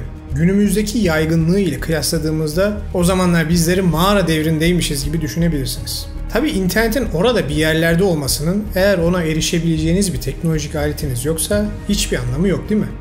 Günümüzde en yaygın ağ teknolojisi olan Wi-Fi ve o veri sinyallerini yakalayabilecek bir telefon, internete girmenizdeki en basit yöntemler. Kısaca etrafta yayıldığını gözlerimizle göremediğimiz bir sinyali telefon yakalıyor ve onun sayesinde siz de girip Gerçeği Bulu izliyorsunuz ve videoları sevdiyseniz abone oluyorsunuz. Harika bir teknoloji. İşte bu gözle görünmez sinyal ağı ve onu yakalayan makine konseptini unutmayın. Çünkü demin de dediğim gibi yukarıdaki neyse aşağıdaki odur. Akashi kayıtları olarak bilinen kavram karşımıza ilk olarak 1883 senesinde meşhur ezoterist yazar Alfred Percy Sinet tarafından yazılmış Ezoterik Budizm kitabında çıkar. Burada Sinet bize Budist inanışındaki evrensel kayıtlar alemi olan Akasha'dan bahseder ve bu aleme aydınlanmış kişilerin erişebileceğini bize anlatır. Her ne kadar terimi Sinet popüler hale getirmiş olsa da aslında bu kavram Sinet'in kitaplarından bile binlerce sene önce yazılmış kadim Hindu metinlerinde de karşımıza çıkar. Mahabharata ve Puranalarda Narada olarak bilinen mistik bir Vedik alimden bahsedilir. Efsanelere göre Narada insanlığa bilgi ve erdemleri yaymak için kendi bilincini ilahi kata kadar yükseltmeyi başarmış ve oradan ilahi bilgileri almıştır. Metinlerde bu aleme Akasha denmektedir. Sanskritçe bir kelime olan Akasha'nın tam olarak karşılığı göklerdeki eter demektir. Hem metafizik olarak hem de elemental olarak. Peki bu gizemli alem karşımıza sadece Doğu mistisizminde mi çıkıyor? Tabii ki hayır. Kadim Mısır topraklarında bu aleme erişebilen bir bilgeden söz edilir. Meşhur Tot ya da Helenistik adı ile Hermes Trismegistus ya da Anadolu'da bildiğimiz adı ile Hızır. Efsanelerde Tot, tanrısal bir seviyeye ulaşmadan önce Antik Mısır'ın büyük bir filozofuydu ve kadim gizem okullarının kurucusuydu. Günlerden bir gün Tot, derin bir meditasyon halindeyken ilham kapılarını açar ve aldığı bilgiler ile içlerinde zümrüt tabletler, Tot kitabı ve ilahi Poimendes kitaplarının da olduğu diğer eserlerini yazmıştır. Tot yani Hermes'in bu olay sonrası Mısır kültüründeki gelişimi ise dikkat çekicidir. İlk başlarda kendisi tanrılardan haber ve bilgi taşıyan bir aracı ve bir nevi peygamber olarak statü kazanmıştır. Fakat daha sonraki kopukluk devri sonrası yani tufan sonrası Mısırlılar onu bir tanrı olarak inançlarına eklemişlerdir. Hep ne diyorum? İnsanlar tufan öncesindeki teknolojilere ilahi güçler ve gelişmiş insan ya da insanımsılara da tanrı demişlerdir. Bunu bir kez daha hatırlayalım. Bu da verdiği öğütlerde iki şeyin nihai olduğundan bize bahseder. Nirvana ve Akasha. Nirvana, sonsuz yaşam döngüleri olarak bilinen samsaradan çıkıp aydınlanma haline ulaşmayı bize anlatır. Akasha ise bütünlük, evrenin temel yapısını oluşturan bilinç gibi anlamlar taşır. Geçen hafta yayınladığım Astral Geçit Projesi videosunu izleyenlerin aklında hemen bir ampul yanmıştır. Hani şu bilimsel olarak keşfettiğimiz mutlak enerji denilen kavram. Çok benzerler değil mi? O hafta da size her şeyin tek bir noktada buluştuğunu söylemiştim. Bu bilgiyi unutmayın. Ya arkadaş hep de bu Doğu felsefesinde bunlar var. Neden İslam'da filan geçmiyor diyenler büyük yanılgı içindeler. Çünkü akaşik kayıtlar ve alem kavramı karşımıza İslam kültüründe de çıkar. Hem de olabilecek en yüksek seviyede bizzat Allah'ın bilinci olarak. İslam kültüründe levh-i mahfuz korunmuş levha anlamına gelir ve Allah katında her şeyin kaydını içinde barındıran bir kitap ya da tam tanımlayamadığımız bir oluşum olarak geçer. Kur'an'da bu büyük kayıt kitabı için bazı ayetler bulmak mümkün. Mesela Bürüç suresi 22. ayette Kur'an'ın da levh-i mahfuzda bulunduğundan bahsedilir. En'am 59'da olacak şeylere ait bilgilerin saklandığı bir kitap olarak, Nemi 75'te temiz meleklerden başka kimsenin dokunamayacağı apaçık korunmuş ve koruyan ana kitap olarak geçer. İslam'da levh-i mahfuzun 3 ana rolü vardır diyebiliriz. İlki kaderin kaydedildiği yerdir. İkincisi ilham ve irtibat rolüdür. Yani peygamberler ve diğer ilham alan evliya ve benzeri kişilerin bu kaynaktan bilgi aldıklarına inanılır. Üçüncüsü ise kıyamet günü bu kitabın sorgulama esnasında açılıp insanların yaptıkları her şeyin kayıtlarını göstereceği, bu sorgulama sonrası birey hakkındaki kararın bu kayıtlara göre verileceğine inanılır. Tabi bu detaylar mezhepten mezhebe değişir ama temel nokta her daim aynı kalıyor. İlahi düzlemdeki bir kayıtlar ve bilgi alemi. Mesela İslam filozoflarından Farabi, kimi insanların rüyalarında gördükleri şeylerin gelecekte gerçek olmasını ya da uyurken ilham almalarını uyku esnasında bu aleme bir şekilde bağ kurmalarıyla açıklar. Kim bilir, belki çoğumuzun yaşadığı dejavu olayı da bununla alakalı bir durum olabilir. Yahudilik ve Hristiyan inancında ise karşımıza Metatron isimli melek çıkar ki aslında kendisi Enok peygamberdir. Tevrat'ta Metatron için Tanrı'nın büyük katibi denilir ve görevlerinden birisi de geçmişin ve geleceğin kaydının tutulduğu diyarı korumaktır. Peki modern çağlarda da karşımıza bu kavram çıkıyor mu? Yoksa sadece geçmişin efsanelerinden mi ibaret? Aslına bakarsanız aradan geçen binlerce sene sonra bu evrensel bilgi alemini anlamaya hiç olmadığımız kadar yakınız. Bilimin olaylara temel yaklaşımı seneler boyunca ilk başta gözle görülmeyen şeyleri kabul etmemek, daha sonra teknolojik aletlerle tespit edilemeyen şeyleri kabul etmemek ve en sonunda da kendi teorilerine uymayan kavramları reddetmek olmuştur. Bu ne yazık ki ana akım bilim dediğim kavramın çağlar boyunca kanayan yarası olmuştur. Fakat neyse ki günümüzde kuantum fizik konusunda hızla ilerliyoruz ve daha önce de kesinlikle olmaz, imkansız, saçmalık dediğimiz kavramların aslında son derece olası olduğunu anlar olduk. Mesela büyük deha Nikola Tesla da bilimin bu kısıtlı bakışı ile ilgili şu güzel sözü söylemiştir. Ne zaman ki bilim fiziksel olmayan fenomenleri incelemeye başlar, işte o zaman sadece 10 senede önceki yüzyıllar boyunca aldığı mesafeden çok daha hızlı bir şekilde ilerler. Geçen haftaki astral geçit videosunda bahsettiğim mutlak enerji hali noktası işte burada kritik bir rol oynamakta.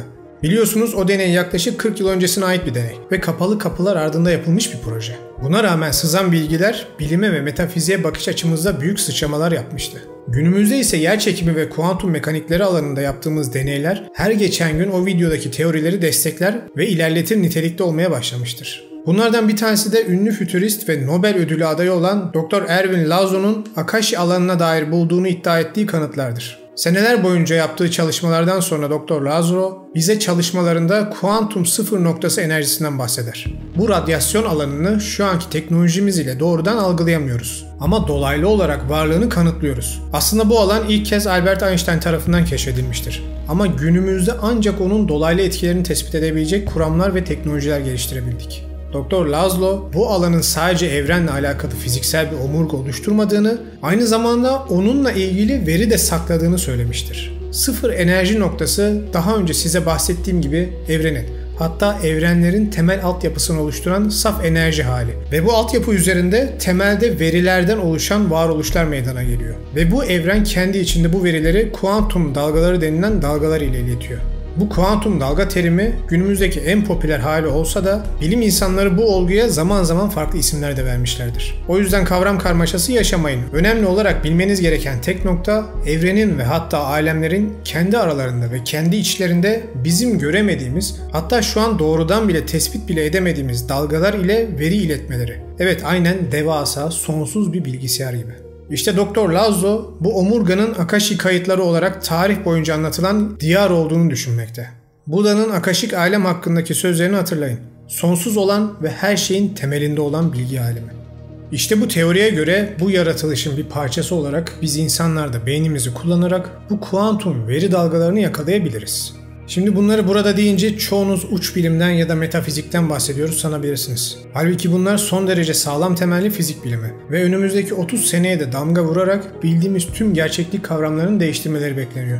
Tesla zamanında beynim sadece bir alıcıdan ibaret. Evrende hepimizin bilgiyi ve ilhamı aldığı bir merkez bulunmakta. Henüz bu çekirdeğin gizemlerini tam olarak çözemedim ama orada olduğunu biliyorum demiştir. Yapacağı inanılmaz tasarımların çoğunu rüyasında gördüğünü ve keşfettiğini söyleyen bir dehadan son derece önemli bir açıklama bence. Bakın tüm bu teorilerin merkezindeki teknolojiyi gözden kaçırmayın. Beyniniz. Kuantum alandaki dalgalar ile iletişim, bilgileri doğrudan beyninize almak anlamına geliyor. Evet, bunu yakalayacak makineleri günün birinde mutlaka yaparız. Ama en başta dediğim gibi aslında bu teknoloji doğduğunuzdan beri kafanızın içinde sizinle büyüyor. Ve bazı insanlar da farkında olarak ya da olmayarak ona ulaşmayı başarabiliyorlar. Michel Nostradamus. Evet, herkesin her sene ondan gelen yeni kehanetleri merakla beklediği meşhur kahin. Kendisi öleli çok uzun zaman oldu ama halen Türkiye'yi 2023 yılında neyin beklediğini bildiğini iddia edenler var. Nostradamus'un ismini ve kehanetlerini kullanarak sizi yiyen sisteme karşı gerçekleri sunduğum bir YouTube videosu yapmıştım. İzlemenizi tavsiye ederim.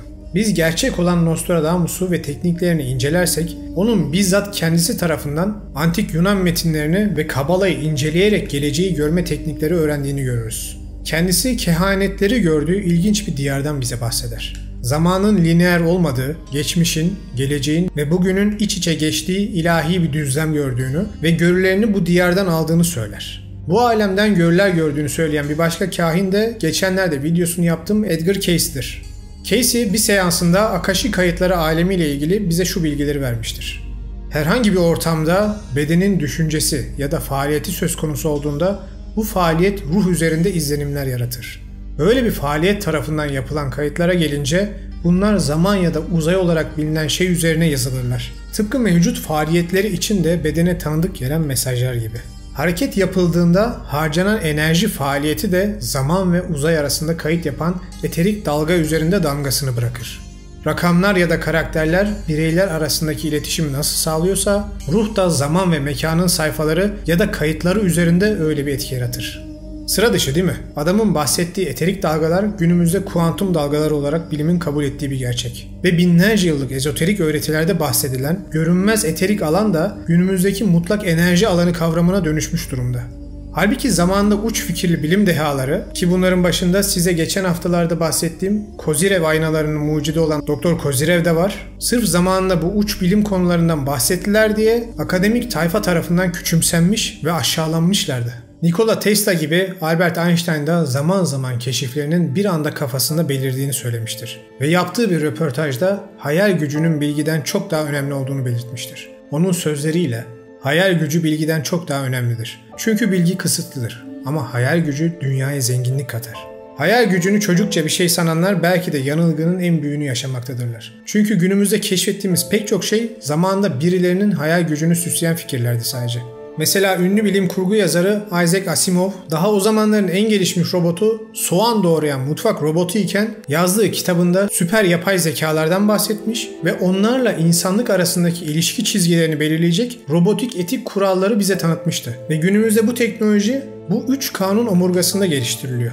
Bu küçük bir örnekti. 1964'te yazılmış Star Trek'e bakın. O zamanlar kimsenin aklında en ufak bir yeri bile olmayan teknolojiler o kitapta yazıldığı halinin birebir aynısıyla günümüzde hayatımızda yer alıyor. Hatta buna o zamanlar tamamen işkembeden sallama bir konsept olarak görülen ışıktan hızlı gitmemizi sağlayan warp motoru teknolojisi de dahil. Şu an NASA o mantıktan yola çıkarak bu motorları tasarlıyor. Nobel ödüllü fizikçi Richard Feynman'ın da kitabında verdiği şu bilgiyi tekrar hatırlayalım. İnsan beyni kuantum alemde geçmişten ve gelecekten gelen kuantum veri dalgalarını bilinçaltı düzeyinde alan bir alıcıdır. Yani ya bu ne uçuk hayal dediğiniz şeyler aslında size gelecekten gelen bilgiler olabilirler. Bence bir daha yabana atmayın. Peki bu ilham ya da kolektif bilinç, kuantum veri iletimi teorimizi biraz daha güçlendirebilir miyiz? Cevap evet. Columbia Üniversitesi'nde görevli 2 sosyolog olan William Ogburn ve Dorothy Thomas, Siyaset Bilimi Akademisi'nde "İcatlar kaçınılmaz mıdır?" diye bir makale yayınlarlar ve sıra dışı bir tesadüfü herkesin gözünün önüne sererler. Makalede 17. yüzyıldan 19. yüzyıla kadar yapılmış 148 eşlenik ama tesadüfi deneyi konu almışlardır. Buna göre birbirini tanımayan, hatta dünyanın bile farklı ülkelerinde bulunan yaklaşık 300 bilim insanı farkında bile olmadan aynı konular üzerinde deneyler yürütmüşler ve keşif yapmışlardır. Bakın, internet yok, telefon yok ama bir şekilde birbiriyle alakasız kişiler nasıl oluyorsa o dönem bir şekilde aynı konuyu çalışıyor oluyorlar ve keşifleri yapıyorlar. Sanki bir şekilde gizemli bir kaynaktan farkında bile olmadan aynı konu üzerinde çalışmaları söylenmiş gibi, değil mi? Şimdi bunlar tesadüf diyenler olabilir ama bu alemde tesadüf diye bir şey yoktur. Bunu unutmayın. Özellikle de tespit edilmiş 148 vakada tesadüf diye bir şey kesinlikle yoktur. Manevi inanışa göre Akashi kayıtları yaşam kitabı olarak da bilinir ve ruhun her düşüncesini, duygusunu ve hareketini içinde barındırır. Ruhun kaynağından çıktığı günden tüm devinimler sonrası kaynağa geri döneceği güne kadar. Akashi aynı fizikte bahsedilen mutlak hal enerjisi gibi sizi sarar, kuşatır ve sizinle var olur. Sizden ayrı bir şey değildir. Sizinle eşlenik bir bütündür. Dini inançlara göre size şah damarınızdan bile daha yakınım diyen bir varlığın bilincidir. Tavsiyem sırasıyla çift yarık deneyi, simülasyon teorisi, astral geçit projesi ve bu videoyu izlemenizdir. Sanırım bu 4 video hem gerçeklik hakkındaki hem de inanç kavramları hakkındaki çoğu sorunuzu hem bilimsel olarak hem de felsefi olarak cevaplayacaktır. Ve size videolarımda sürekli bahsettiğim Kadir-i Mutlak yaratıcı kavramını biraz daha iyi açıklayacaktır. Aranızda bu Akashi kayıtlara nasıl ulaşırım diye merak edenler varsa astral geçit videosundaki teknikleri ve o videonun açıklama kısmındaki bilgileri kullanabilirler. Meditasyon, odaklanma, enerjinizi yükseltecek şekilde ölü hayvan temelli olmayan beslenme ve benzeri çalışmalar ile hayat tarzınızı da bu şekilde ayarlayarak eğitiminizin ilerleyen safhalarında bu enerjiye ulaşabilmeniz tabii ki de olası. Günümüz yaşam şartlarında cidden zor meziyetler bunlar, biliyorum. Ama aslında yaşamamız gereken hayat bu.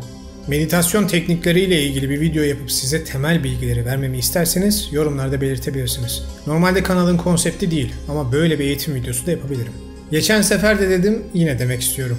Ben şahsım adına bilimi ve dini günümüzde insanların yaptığı gibi birbirinden 180 derece farklı şekilde görmüyorum.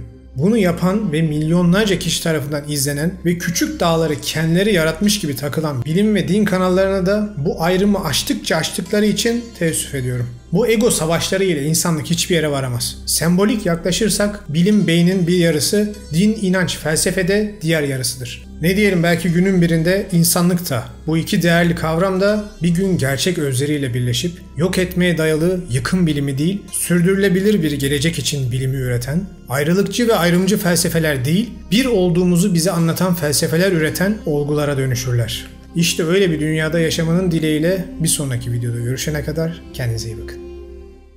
Eğer bu derlemeyi atlamadan izlemeyi başardıysanız şu an belki de ekranda benim suratıma dalgın dalgın bakıyorsunuzdur. Aklınız hafif uçmuş, bazı şeylerde ne kadar boşmuş diye düşünüyorsunuzdur. Evet, gündelik hayatın derdine o kadar düşüyoruz ki gerçek olanı kaçırıyoruz. Bizim gerçeklik olarak algıladığımız şey aslında çok daha derinlere uzanıyor.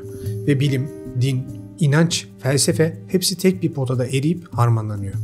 Bu perdeleri kaldırmak için binlerce yıldır bilgeler bizlere yol gösterirler. Günümüzde de bilim insanları teknolojiyle bize yol gösteriyorlar. Peki size ne kalıyor? O yolda yürümek kalıyor. O ilk adımı atmak kalıyor. Tekrar diyorum, gerçek gözünüzle gördüğünüzden daha derin. Ve onu bir kez hissettiğinizde artık sizin için geri dönüş olmaz. O yola bir girdiniz mi, o merakla, o coşku ile hayatınızın nedenle değiştiğini ve geliştiğini görürsünüz. Kanalda size çeşitli videolarda bu yola nasıl girebileceğinizi farklı yollar ile öğrendiğim ve araştırdığım kadarıyla gösteriyorum. Ama unutmayın, bu yolculuk size ait. Çünkü bu gerçeklik sizin gerçekliğiniz. Bu armağanın kıymetini bilerek yaşayın. Videoyu izlediğiniz için hepinize teşekkür ederim. Benimle birlikte bu yolculukta ilerlemek isterseniz kanala abone olup beğenmeyi lütfen unutmayın. Bir sonraki videoda görüşmek üzere, kendinize iyi bakın.